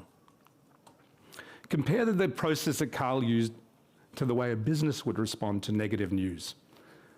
Responses would be sought internally, a timeline would be imposed, a response and next steps would be undertaken, an immediate pivot to what's next would be instituted. What if Carl came into your business today? What map of meaning would she create? Would it change the way you connect with your customers?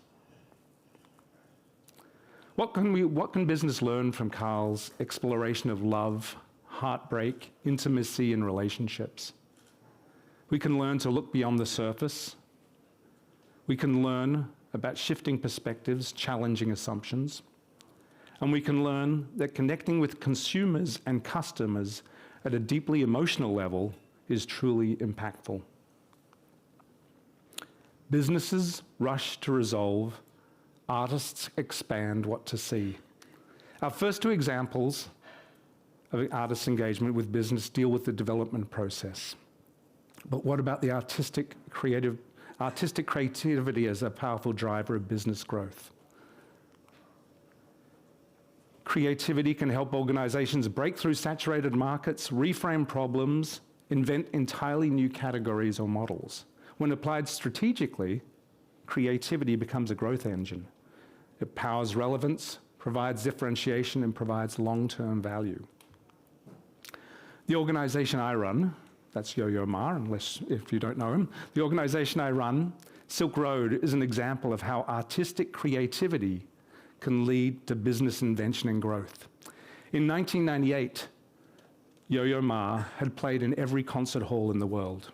He'd received a Presidential Medal of Honor, and he was on his way to winning 19 Grammy Awards. He'd even been featured in an episode of Seinfeld. He was everywhere. Yo-Yo had traveled the world, and yet he was worried about the world. He was concerned that we were further apart than ever before. He was concerned that we were fractured, that worlds were coming apart, not coming together. So he turned to the creative strategists he knew best, musicians. Yo-Yo and his team gathered musicians from all over the world at Tanglewood, which is the summer home of the Boston Symphony Orchestra. Some of the artists were classically trained and had gone to the best conservatoriums and had performed around the world at on the biggest stages. Others couldn't read music. They were all brought together because they were masters of their form, and they were brought together to build something new. They'd been invited knowing nothing more than they needed to answer this question: what happens when strangers meet? There was no stated goal, there was no business objective, just this question. From there, an organization was built, and a mission that centers its work around radical collaboration has grown. What Silk Road developed wasn't decorative. It wasn't produced to solve a business problem. It developed a model that never existed before. Now, 27 years later, the organization has grown to tour internationally. We have education programs in Hangzhou, China, and in Boston and New York. We've commissioned over 150 new works, and we've integrated in an artistic committee artists from the ensemble involved in the everyday management of Silk Road. And I'll be honest, it's not easy. Those conversations are difficult. They have a different view of the world, a different understanding of the world, and yet bringing them into the strategic planning process, into the boardroom, into the financial planning, has made Silk Road grow to be a much bigger and better organization, engaging with audiences around the world and most recently building programs in the Middle East and South America. What do all these ideas and points have in common? They reveal that artists bring a kind of intelligence that business can't generate on its own. They navigate ambiguity, provoke contradiction, and imagine what doesn't yet exist. This is not a project outline, but this is a movement to bring artists into business. This is what is called here at the university Artpreneurship. A new kind of professional who has fluency between art and business, who brings symbolic insight, emotional intelligence, and future literacy into strategy and leadership. Artists are not just decorators of culture, they're inventors of futures. Businesses that embrace this wisdom will not just survive change, but help shape it. Artists navigate, artists provoke, artists spark, and artists expand. We're at a crucial time. What happens to organizations that confuse optimization with vision, that manage efficiency but lose imagination? That's the risk we face in AI. We need a new way forward. We need a new operating system that helps us navigate the not yet defined. An operating system that embraces ambiguity as the birthplace of new possibilities. A system that embraces contradiction where breakthroughs spark. And a system where invention comes from refusing what's in front of us and exploring something beyond AI. Ambiguity, contradiction, invention. These are the essential elements of our new operating system. These are the places where artists live. The wisdom of artists is not a luxury for business, it's a necessity for resilience, relevance, and growth. This is not charity, not decoration. This is not a one-off project. It's the beginning of a call to action to make imagination a shared responsibility. Today, I encourage all of you to integrate artists into your business practice, to expand into the unknown, not solving identifiable problems and questions, but asking questions we don't yet know exist, and shaping our collective futures. The question every leader in this room must ask is, are we managing just for today, or are we truly imagining the future? You remember Brunelleschi standing in Florence, trying to capture light, depth, and perspective. He wasn't just solving a problem of art. He was creating a new way of seeing, one that transformed trade, architecture, science, and commerce. We stand in a moment just as urgent. The tools are changing, the culture is shifting, the future feels uncertain. The question is, will we, like Brunelleschi, imagine a new perspective, or will we only optimize what we already know? This is why we need artists in business, to help us imagine what's next, to build futures worthy of our effort, to make perspective itself, again, a tool for transformation. Thank you.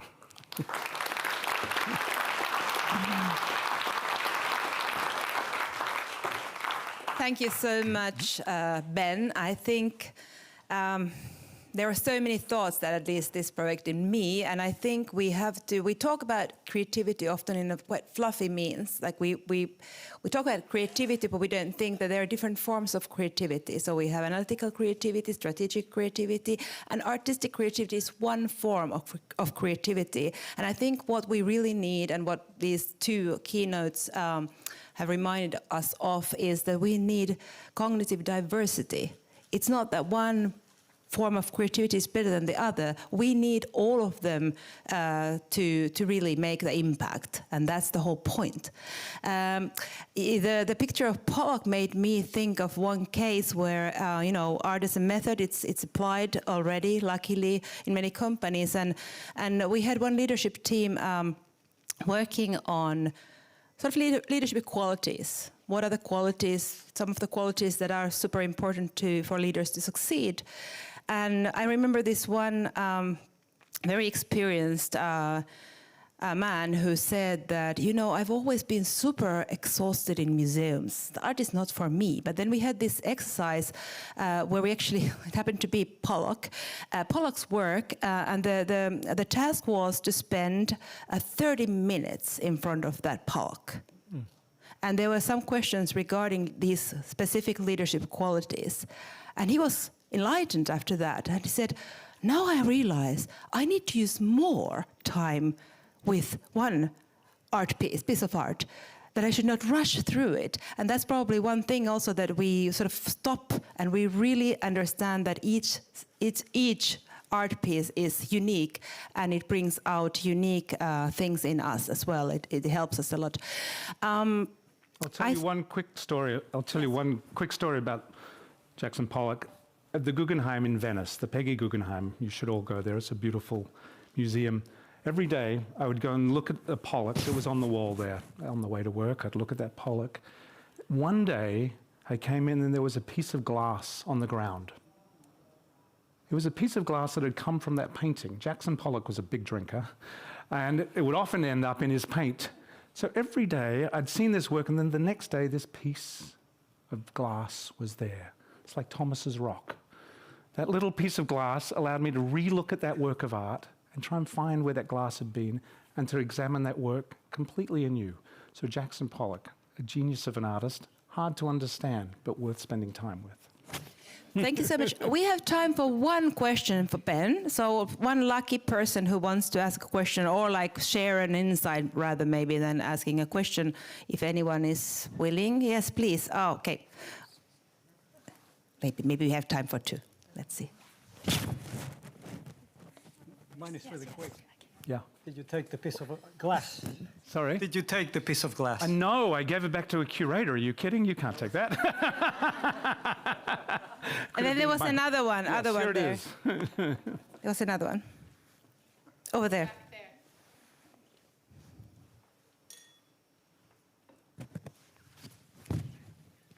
Thank you for a really fascinating keynote. You kind of briefly mentioned in the end there about the role of art and artists for the resilience of businesses. And I think many in the audience can agree that that has been kind of like a big buzzword in the Finnish discourse, at least in the past few years. It would be really interesting to hear you expand on that thought a little bit about art and artists and the resilience of businesses. I look back just to our recent history, the pandemic, and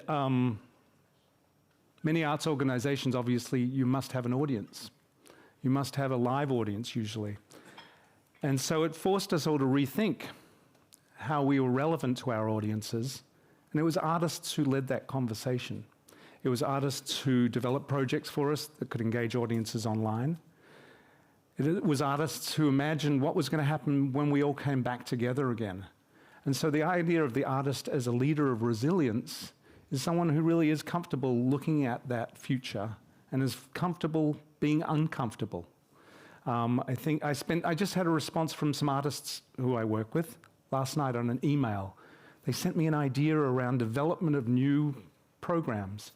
It was deeply uncomfortable for me because it goes against everything we've put in our strategic plan, the way that I've talked to the board, and yet I was able to step back and say, yes, that will make our organization more resilient. It'll make it a better organization. So really we look to those artists to make us uncomfortable and try not to respond immediately, try to stay in silence to listen to those ideas. So resilience is, artists are often the leaders of that, and we just have to follow in some cases. Thank you so much for a good question, and thank you, Ben. Let's give Ben a big hand. Thank you, Ben.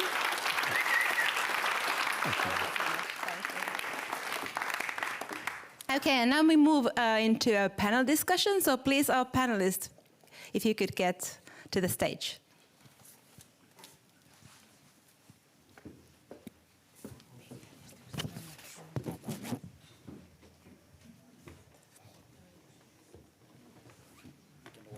No, det är ingen stor skillnad.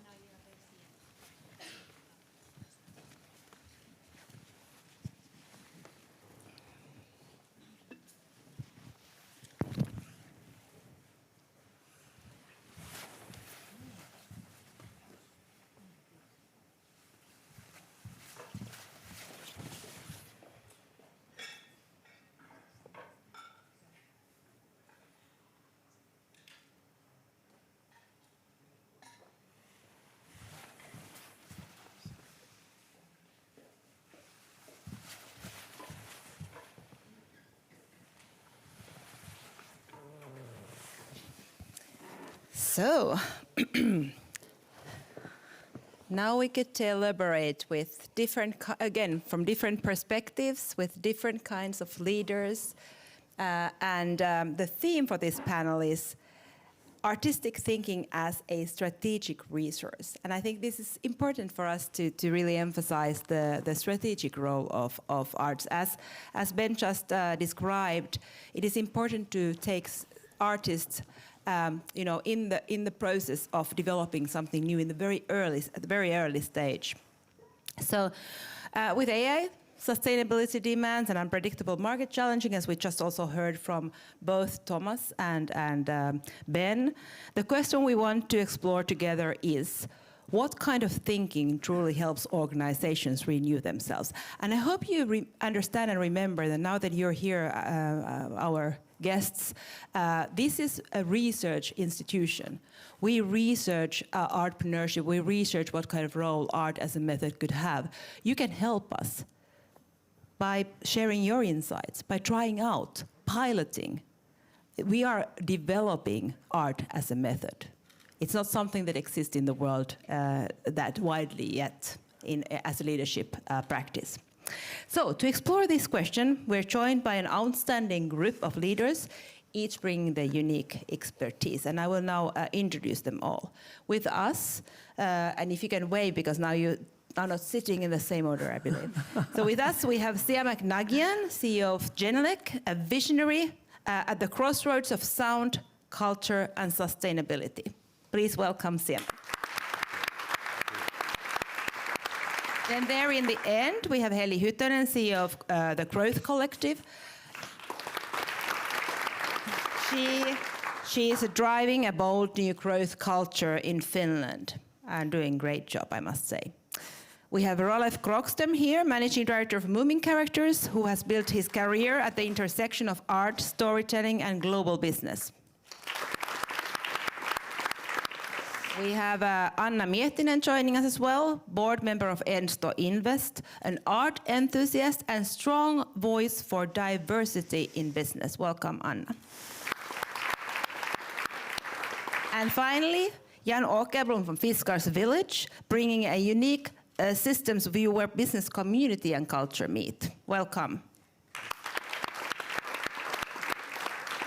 To make sure that we hear from everyone, I just now at this point ask you to keep your remarks brief, meaning about a minute or two, max 3, so we can enjoy as many perspectives as possible. And I'd like to start with a simple question for all of you. And we can go here in order, so we can take Rolf, for example, first. In your leadership experience, what is one thing that is essential for your organization's success but doesn't show up that easily in KPIs, but still needs to be actively led? Perhaps the single most important thing is I'm the CEO of Moomin Characters, holding all Moomin rights worldwide. And when people see Moomin, they think character brand. And the character brand scene is completely dominated by manufacturers of the entertainment industry. Disney, Warner, Hello Kitty, and so on. There's an absolute difference between us and them, because Tove created the Moomins as a work of art. She was a pictorial artist and an author. And more like a doodle during the war, when she'd lost the appetite for painting, she came up with this little troll and stories about it and its family. So Tove doesn't create a commodity. Entertainment is always a commodity. It has one purpose, and that is to drive cash, really. And people know it. It's a deal between consumers and entertainment. They know they're consuming it and then getting rid of it and want the next episode, the next series, and so on. Tove explicitly said that she wanted to only process universal values, her loneliness, agony after the war, her sexuality, and so on. So the motives for creating art are different from creating entertainment. And if we were playing the game of big entertainment, we would always lose. But since we play the game of art, we don't compete. Thank you. I think that is, I'm not going to go very deep now, you get to say all your perspectives, but I think that's really crucial then when you think of ownership again, like so that the owners of a company really deeply, profoundly understand, you know, the quality of sort of what they're protecting, you know? That's a really interesting insights. Then Jan, please. That was such a good and deep answer from Rolf that the barrier is high now. But I would say that it's the compound image of the products and the brand and the company, which has to do with all that has been done before. So how that changes in the mind of the consumers and buyers, not only with one product, but with the whole development and the history. And that's why it's so important that everything is in line with what you've done before, and also that you will always be judged by your history, good and bad deeds. And if we don't have a strong base with art, for example, which is also a very strong part of Fiskar's heritage, Arabia, Iittala, all of them, then you can never really build that brand on a true basis, authenticity. So that's a good thing for us, of course, because that makes it harder for our competitors that are all younger than us and usually also smaller. That's very true also. So it's a certain kind of thing to lead a legacy brand. Of course, on the other hand, one might want to say that watch out anyways. Yeah. That's also something. And then also one thing is that I've worked myself at Fiskars. So even though you are known to everybody here, and even if you are a really old company, in a way, mentally, you might be a startup someplace else because nobody has ever heard of you. So it's also an interesting point of view. Siamak, please. Yeah, thank you. I was thinking that what are the KPIs that we follow, and I didn't find many. So I think when it comes to innovation and also brand thinking, is so difficult to find something beforehand to measure how things will go. And because of that, I think this should not be basically a problem. And I think that's one of the most issues that we have in many companies, because the way that people, they have get used to measure is so much connected to the material side. And also that is the way that companies are led. And I think unless we get rid of that loop, it's very difficult to see that how this kind of artistic thinking could be integrated to the current companies. It could be like BMW as a kind of good thing that they do, but still, I think there was a very nice question that what is the process that you follow, and how much that process is important, and in which phase basically you lead the thing. Another thing was that donation. I think whenever it comes to donation, there is something wrong. So I think art as its own has the value. So we should not be here trying to justify that what is the value. And when it is connected to the brand and innovation, for us it has not been a question, because maybe it is because we are artists, or customers, they have been artists, so it has been self-evident for us. But 90% of the situation is so that we don't follow the measure that what will be the generated turnover or something like that. Otherwise, you couldn't do anything. Thank you. I think that's also a good point, this whole sort of value in arts, and why do we have to justify, and why is it so that many companies think that, okay, we do this for charity, so we allow artists, almost for no money, as we heard also, I think Ben described here that, the very, very moderately paid, or was it, I don't know, yeah, maybe it was Ben. And I think it's really important to understand that we are sitting, we are now at the School of Arts, where the people who get in here, this is the 8th best art school in the world, people who get in here, a couple of percent perhaps, it's a weird thought that they would not add value dramatically to whichever organization they go into. So also, of course, you might need facilitation, and you might need, like I said, diversity to make it work, but still so that we also really pay attention to this whole basic idea of what is it that brings value, and also the idea of a process. So process might also include parts which are chaotic. So process doesn't necessarily mean linear thinking, also to allow processes to look different. Yes, thank you, Siamak. And then please, Anna. Thank you, and for the great questions besides what to lead and KPIs. So I think for one simple answer from what came to my mind is, of course, that we have the right and wise and clever and kind people in the right places. And this is, I think, from my experience as an entrepreneur and owner of a family company. And also, because of this is also the thing that people are really the representing the values and the culture. They make the culture of the company. And then also I always think that about the leading, that it's first you need to think about how do you lead yourself, and especially in these current times, I think it is very important to lead your own ideas, that you really sometimes reflect that are your ideas, are they really mine or they are somebody else's ideas. And then when you, this is also the way then as a bigger group that you actually have some new ideas.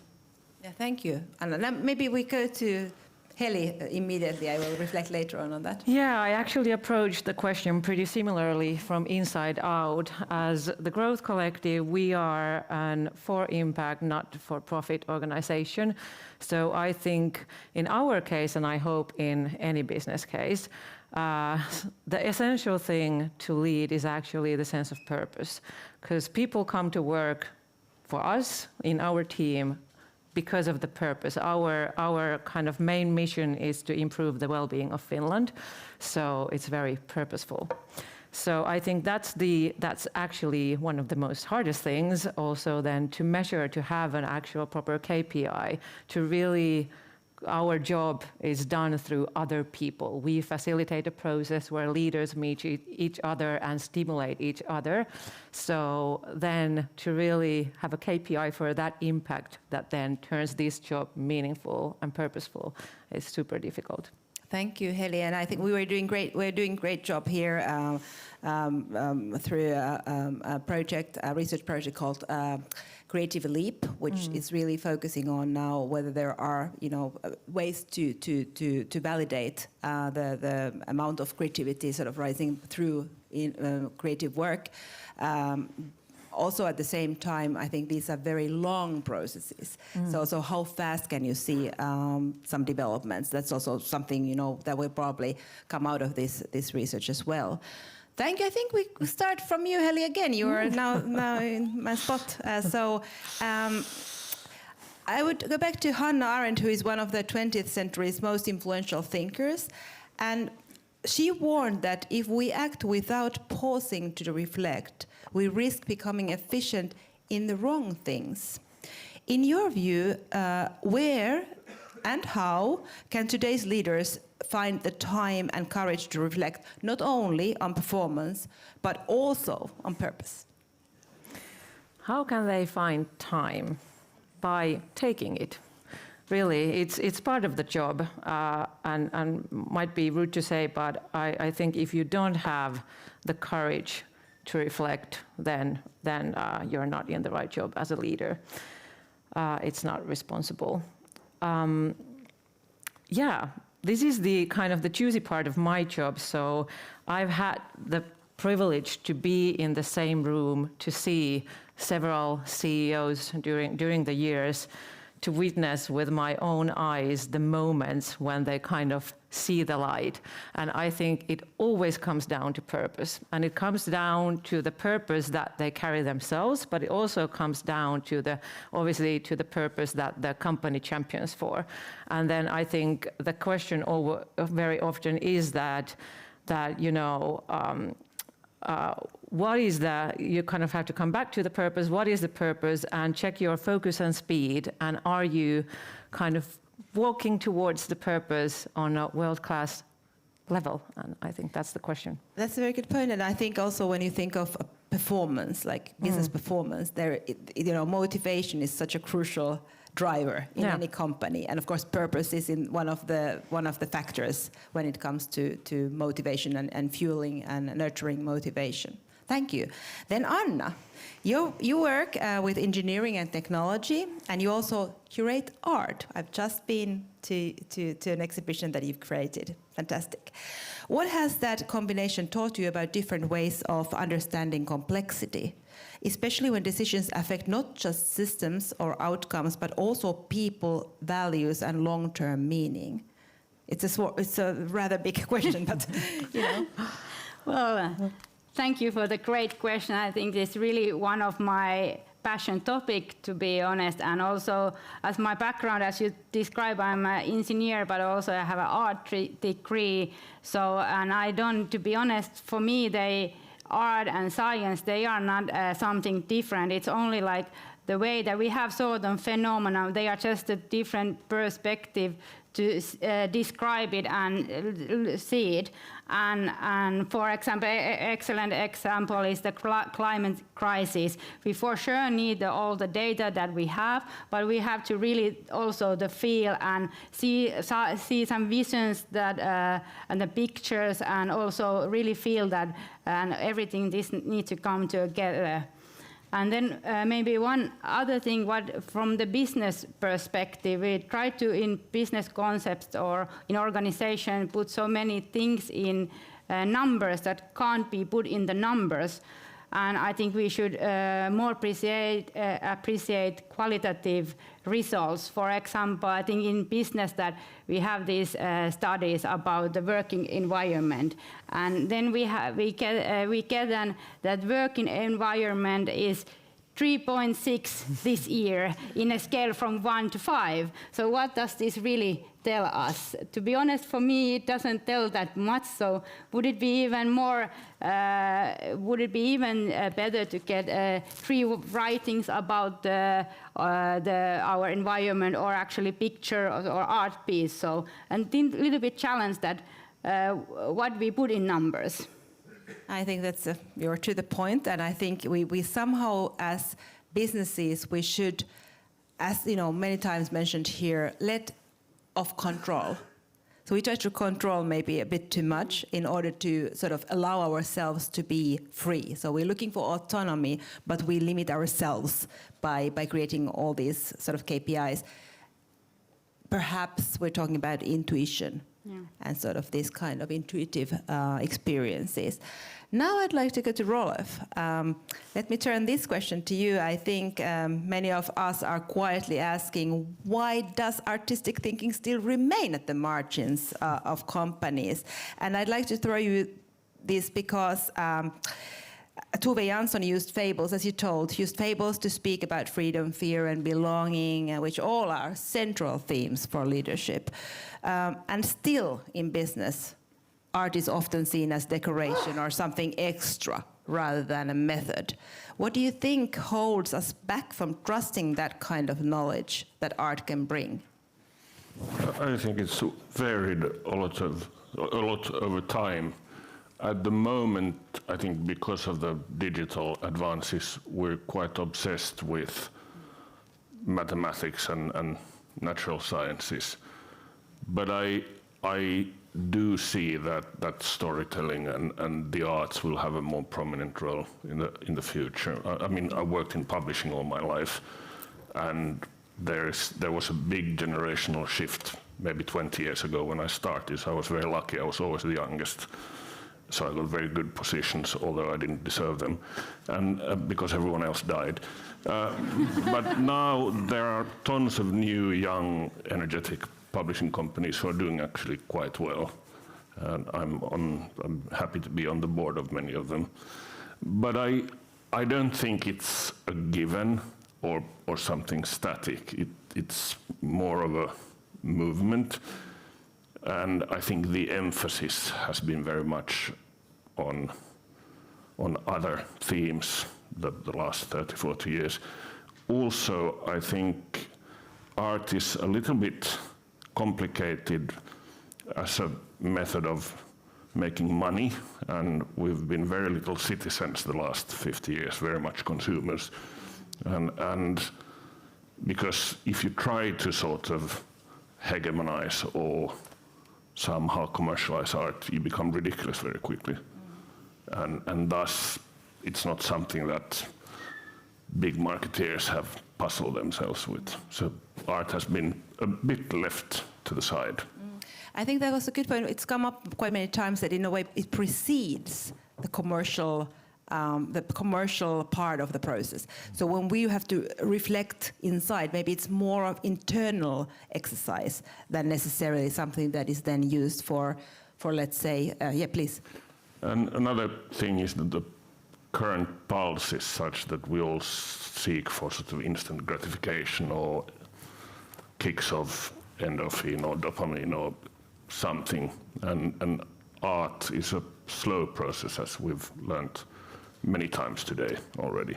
So it requires time, and we're in a very hectic pace at the moment. That's a very interesting thing. We as I mentioned in when I kicked off this event, I'm fascinated by there are several really great documentaries of Leonardo da Vinci, and it's really interesting, you know, how even when painting, how many layers of sort of treatment it requires, tens, and it's a very slow process. Yet when we look back, his production is amazingly huge. So also, like, you know, with hurrying, do we actually sort of gain that much, or is it rather so that through some slower processes we would achieve much more? So this is also, I think, a good question that we should ask ourselves. Are we hurrying, but, you know, for what, and what's the end result of that? Okay, let's go to Jan then.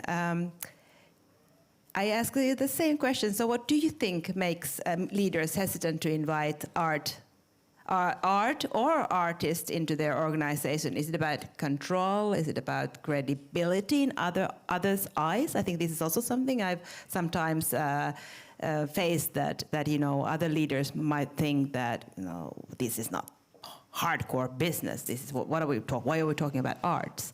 So what's your perception of this? What is it? I think it's the culture. We're not just used to that. Somehow we've jumped to conclusions and taken it a few steps longer. I think at least in the design company and probably most companies, art is one raw material. And I think you need art to come to design. It's like saying otherwise that I'm not interested in mathematics, I'm interested in engineering. It doesn't work that way. So I think we've just forgotten this, and maybe it has to do with these hectic times that we don't go back to the basics, to the raw materials, to the ideas and the fables, but we start from the beginning of the process of producing the product. Very, very probable what you're saying. I'll go to Siamak. Genelec is known not only for technical excellence, but also for treating sound as cultural and human experience. I think this is very clear. You've talked about it in many, many places and across media. Meaning and quality are somehow in the company's DNA, not just in what you make, but in how you think.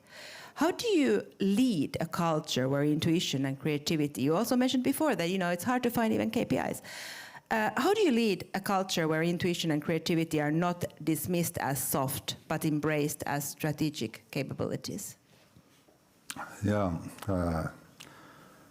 I think, as I said, for us, we have had a chance, in a way, we are privileged to have a kind of people who are familiar with the process in a way that, for example, if you look at music production, where we start creating something is a kind of art. I don't really see so much difference between that and when we start creating the strategy or we start creating the new product. there are certain areas that you just to understand that now there is time for space. This is a time for slow thinking. And I think that's when we talk about time, how fast or how slow it is, that's not so linear. If you look at innovation, so what's the fast innovation, what is the slow innovation is impossible to say. I give one practical example that maybe it was 20 years ago when we decided to integrate the industrial design with the product development. And then with Harri Koskinen, we had projects, but when we decided to do that, we agreed that in the beginning of every product design, Harri should be sitting in the same group. And since then, we have been following the same pattern. And nowadays, if you ask from designers, from the engineer side, it is so self-evident that where Harri should be. And he is working with us, and he also understands the acoustic, the science side. And I think that's a beautiful area where we have been very, very successful in many aspects. One is that actually the art is contributing to getting closer to the pure sound. And pure sound, the absolute pure sound is the silence. So at the same time they are serving that, at the same time it has become a very essential part of our brand identity. Globally, actually, wherever you go, people, they know in that niche market where we are, in the music production, film production, museum, so on. So it's, I think leading that, I feel it is, there is some foundation that you should know, is like you play a kind of instrument, musical instrument, but then you jump to a level that is more like you feel that, you start feeling that, is kind of improvising, and I think that is the most essential part of the whole job. I think, ladies and gentlemen, I think you just heard this man tell about strategic use of creative, sort of artistic creativity. I think that's very strategic. So what we heard is that it's becoming a part, it's a collaboration that continues. You have a possibility to learn from each other, to broaden your insight. Also about diverse, cognitive diversity, I think. Thank you. Heli, your work in Growth Collective has produced valuable insights into companies' tendencies around risk-taking. And I think this is a crucial concept also, like how do you actually train risk-taking? And art, of course, you know, how about if you invest 25K, you're a company turning around 100 million, and you invest 25,000 to make, you know, to take risk. It's not a very big sum, but it might bring risk-taking ability to the company, which will then lead to something great. So do you think artistic thinking could help reframe how leaders perceive risk and uncertainty? I definitely do, and I think art all in all can play so much more bigger role. When we were studying the kind of the reasons behind why Finland, we as a nation, are such a risk-averse nation, we went all the way back to the late 1800s, of course, to look into the very story how Finland was actually formulated. And probably a lot of you know, but art actually played a crucial role when the Swedish elite decided to build a nation called Finland from this country where we had a lot of tribes.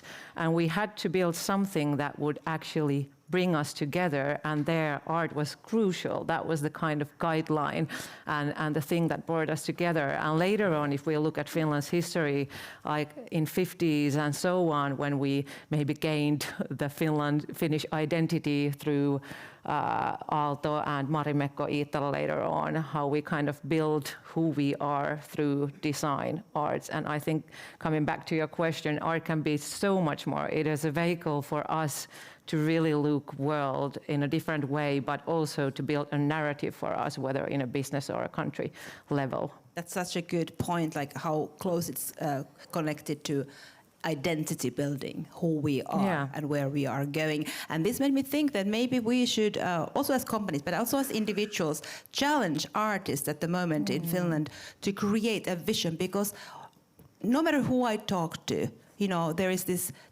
claim that Finland doesn't have a vision at the moment. And we should have a vision, we should have a better direction. So maybe artists are the non-political part in this country to actually sort of try to come up with something that is then easy for everybody to buy in. Okay, this goes to Jan now, and I think we have to be a bit maybe sort of sharp and short and sharp now to be able to get everybody's perspective. But you lead Fiskars Village, which is not only a business location, but a living ecosystem where art, entrepreneurship, heritage and community come together. In that kind of environment, what have you learned from artists and artistic practices, ways of thinking or sensing the world, that business leaders might easily dismiss or overlook? That art is everywhere, and you can find it everywhere if you look, and you should also bring it everywhere. And we see it in the details, and we see it in the way of living. And what we have in one of our slogans is from a real estate ownership to a creative hub, and a hub of meaningful experiences. And what we mean by that is that we are not renting out space or inviting people to come and have their own events regardless of the surrounding, but we are trying to get people there to get new ideas and to help them think in a new creative way. And that is done by connecting them to art and also to interesting details in the surrounding and a certain aesthetic milieu. Thank you. I think it is true that we locations, and it's a location brand clearly, so they influence our thinking a lot. We've seen it many times, and so surroundings really matter. Anna, this goes to you. AI is already ahead of us in many cognitive tasks. In your view, what will stay uniquely human, and could artistic thinking be what keeps our organizations human as AI takes a bigger role? More big questions.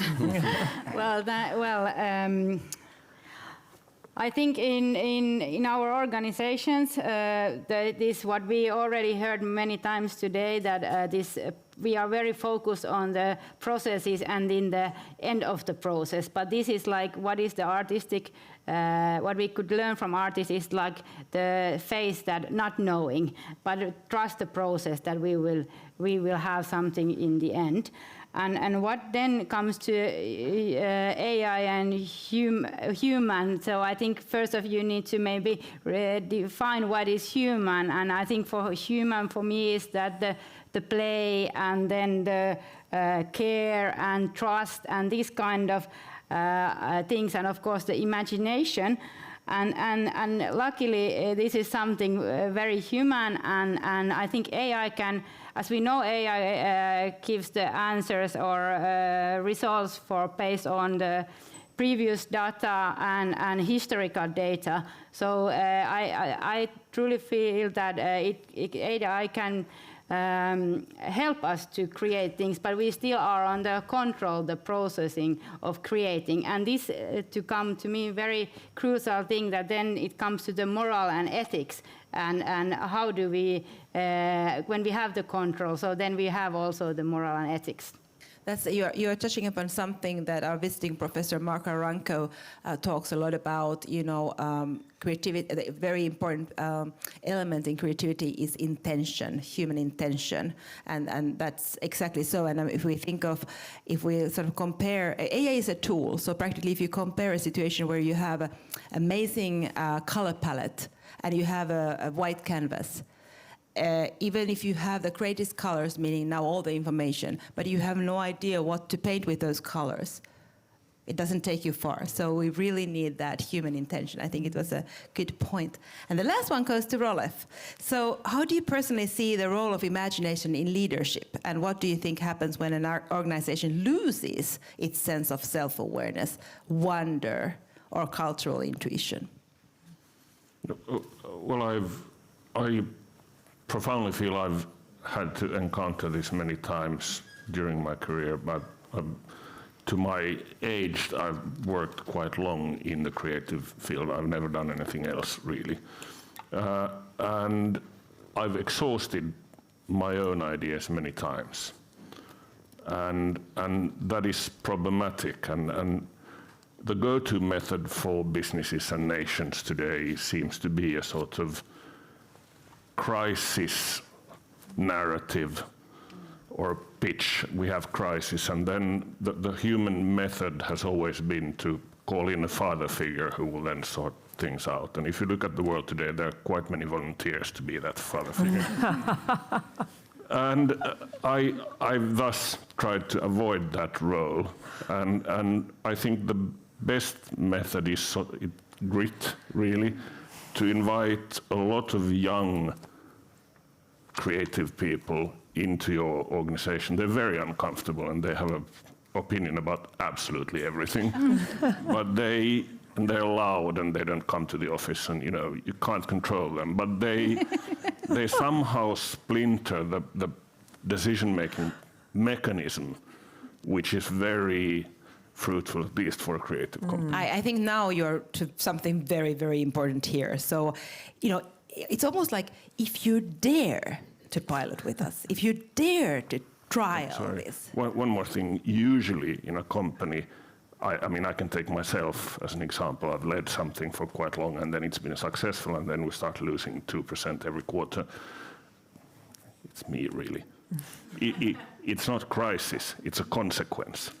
And if we'd start looking at consequence, again, art is quite useful. If you look at pictorial art or read novels, you can go back 1,000 years and you very clearly see that what's happening in the world today is not a crisis, it's a consequence. And it's very easy to mend, we just don't want to. I think this is also interesting when we discussed, we talked about our work with Jyri Häkämies and the companies to collaborate with and so forth. So it also comes up like this crisis sentiment, that it is so prominent at the moment. Because then you can call in the geezers. Yes, exactly. So I think I almost feel like stopping here because that was such a good point, but I will risk it and to wrap up. And I'd like to hear from each of you, if artistic thinking is a real strategic capacity, not just a luxury, what's one small experiment you suggest for the leaders here today? Me? Yeah. Well, we haven't made a budget ever, and nothing terrible happened. And I mean, we've grown, I think, 2,000% over 15 years, and this year 22%. And we've never had a PR person.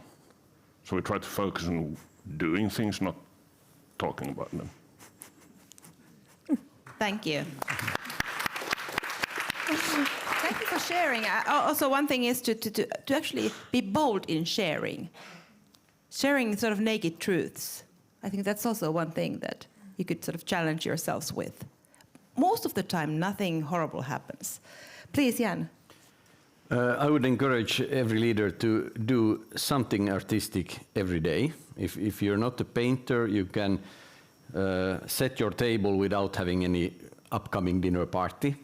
Set it in a new way and just look at it as a hobby. Or you can arrange your wardrobe in a new order in an art piece way, for example, or anything similar. Or you can do it on your way to work. Some action, 15 minutes max is enough every day that has an art intonation and point. you made me think of my husband's wardrobe, which already looks like an artistic. Yeah. No, I think that's a very good point, and I have to reveal that. I don't know if it's a very wise thing to reveal, but I actually decided some months ago to start writing a poem a day. So I'm now collecting, writing poems, and I'm not a poet. I've never done it before. So I'm sort of, that's one of the reasons, because I want to stop for a while and really push myself. So I think it's sort of following that path then. Siamak, please.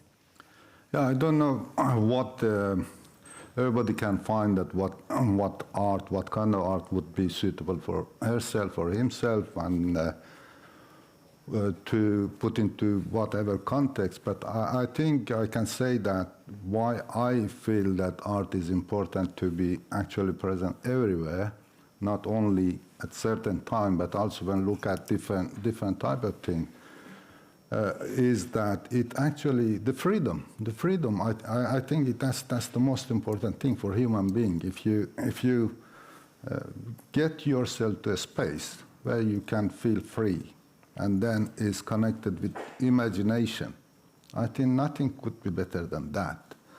And then it is connected to what Thomas said, the beauty, because I feel that, and also the radical optimism that was very, very interesting, that basically what is the purpose of all what we do, whether it is about company or whatever.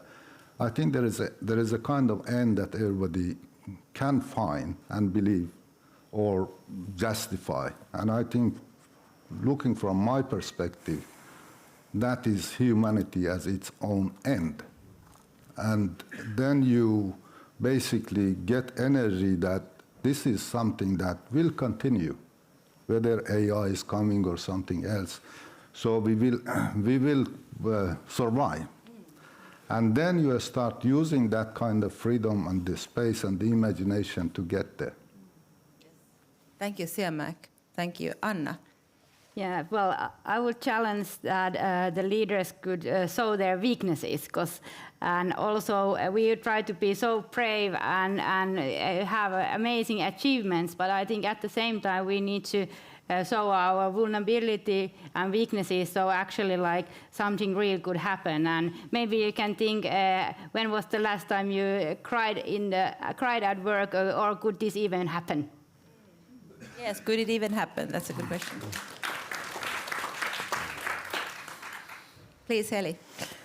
Yeah, I was actually planning to answer something different, but then Dr. Thomas Guest talked about serendipity, and then Ben Hartley had a really good question here, that what happens when strangers meet. So I would encourage each one of you, ask yourself every single day, how could I facilitate today a process where strangers meet?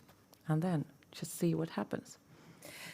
Thank you so much. I've personally really enjoyed this afternoon with all of you who've listened very quietly, and somehow your attention has been fully with us, which is always a good sign in a way.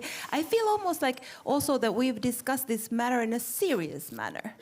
So it's been like a serious feeling also. It's not something that, nice to have. And I think all of these ideas that you gave, to practice our creativity, of course, all was to allow us to think how can we be more open to new methods, to new ways of thinking. So that's, of course, the whole point of it. And I think we've heard so much today that we also all have to give now a moment to think. And I think that, taking a different route when going home than we normally take is also something very useful. Because oftentimes we go on out autopilot in a way. I'd like you to change the slide because I'd like to tell you about, this was just a part one. So we'll continue with Signals 2025 in Fiskars Village in October. And I'm telling this because there will be also amazing international keynotes. It's a 1.5 half-day program. It's immersive art-based sessions, hands-on labs, and plenty of time for dialogue and connection. Something now that will take us one step further. And also the sort of the timing, if I think of this being probably in the midst of strategy workshops or you know, trying to get act together before next year. This is an amazing possibility for teams as well. So if you have a colleague, a couple of people, or the whole leadership team who wants to join, I think this is a great, unique opportunity to align and prepare for the year ahead. And you can register. There is a QR code, so it would be really lovely to see you there. And continue this discussion. We are only taking the first steps. There's been already a really, I think, persistent work around radical creativity in this university. I hope that we become, globally seen, a very credible actor in this field. It takes a lot, and it takes collaboration. So this is maybe something I want to end this panel with. And there is also a practical note. So those of you who have round sticker on your name badge, you are invited to move to the restaurant space next door for roundtable discussions. And for the rest of you, let me say heartfelt thank you for your presence and your contributions today. Hope to see you soon again, and wishing you all a very, very creative autumn. Thank you.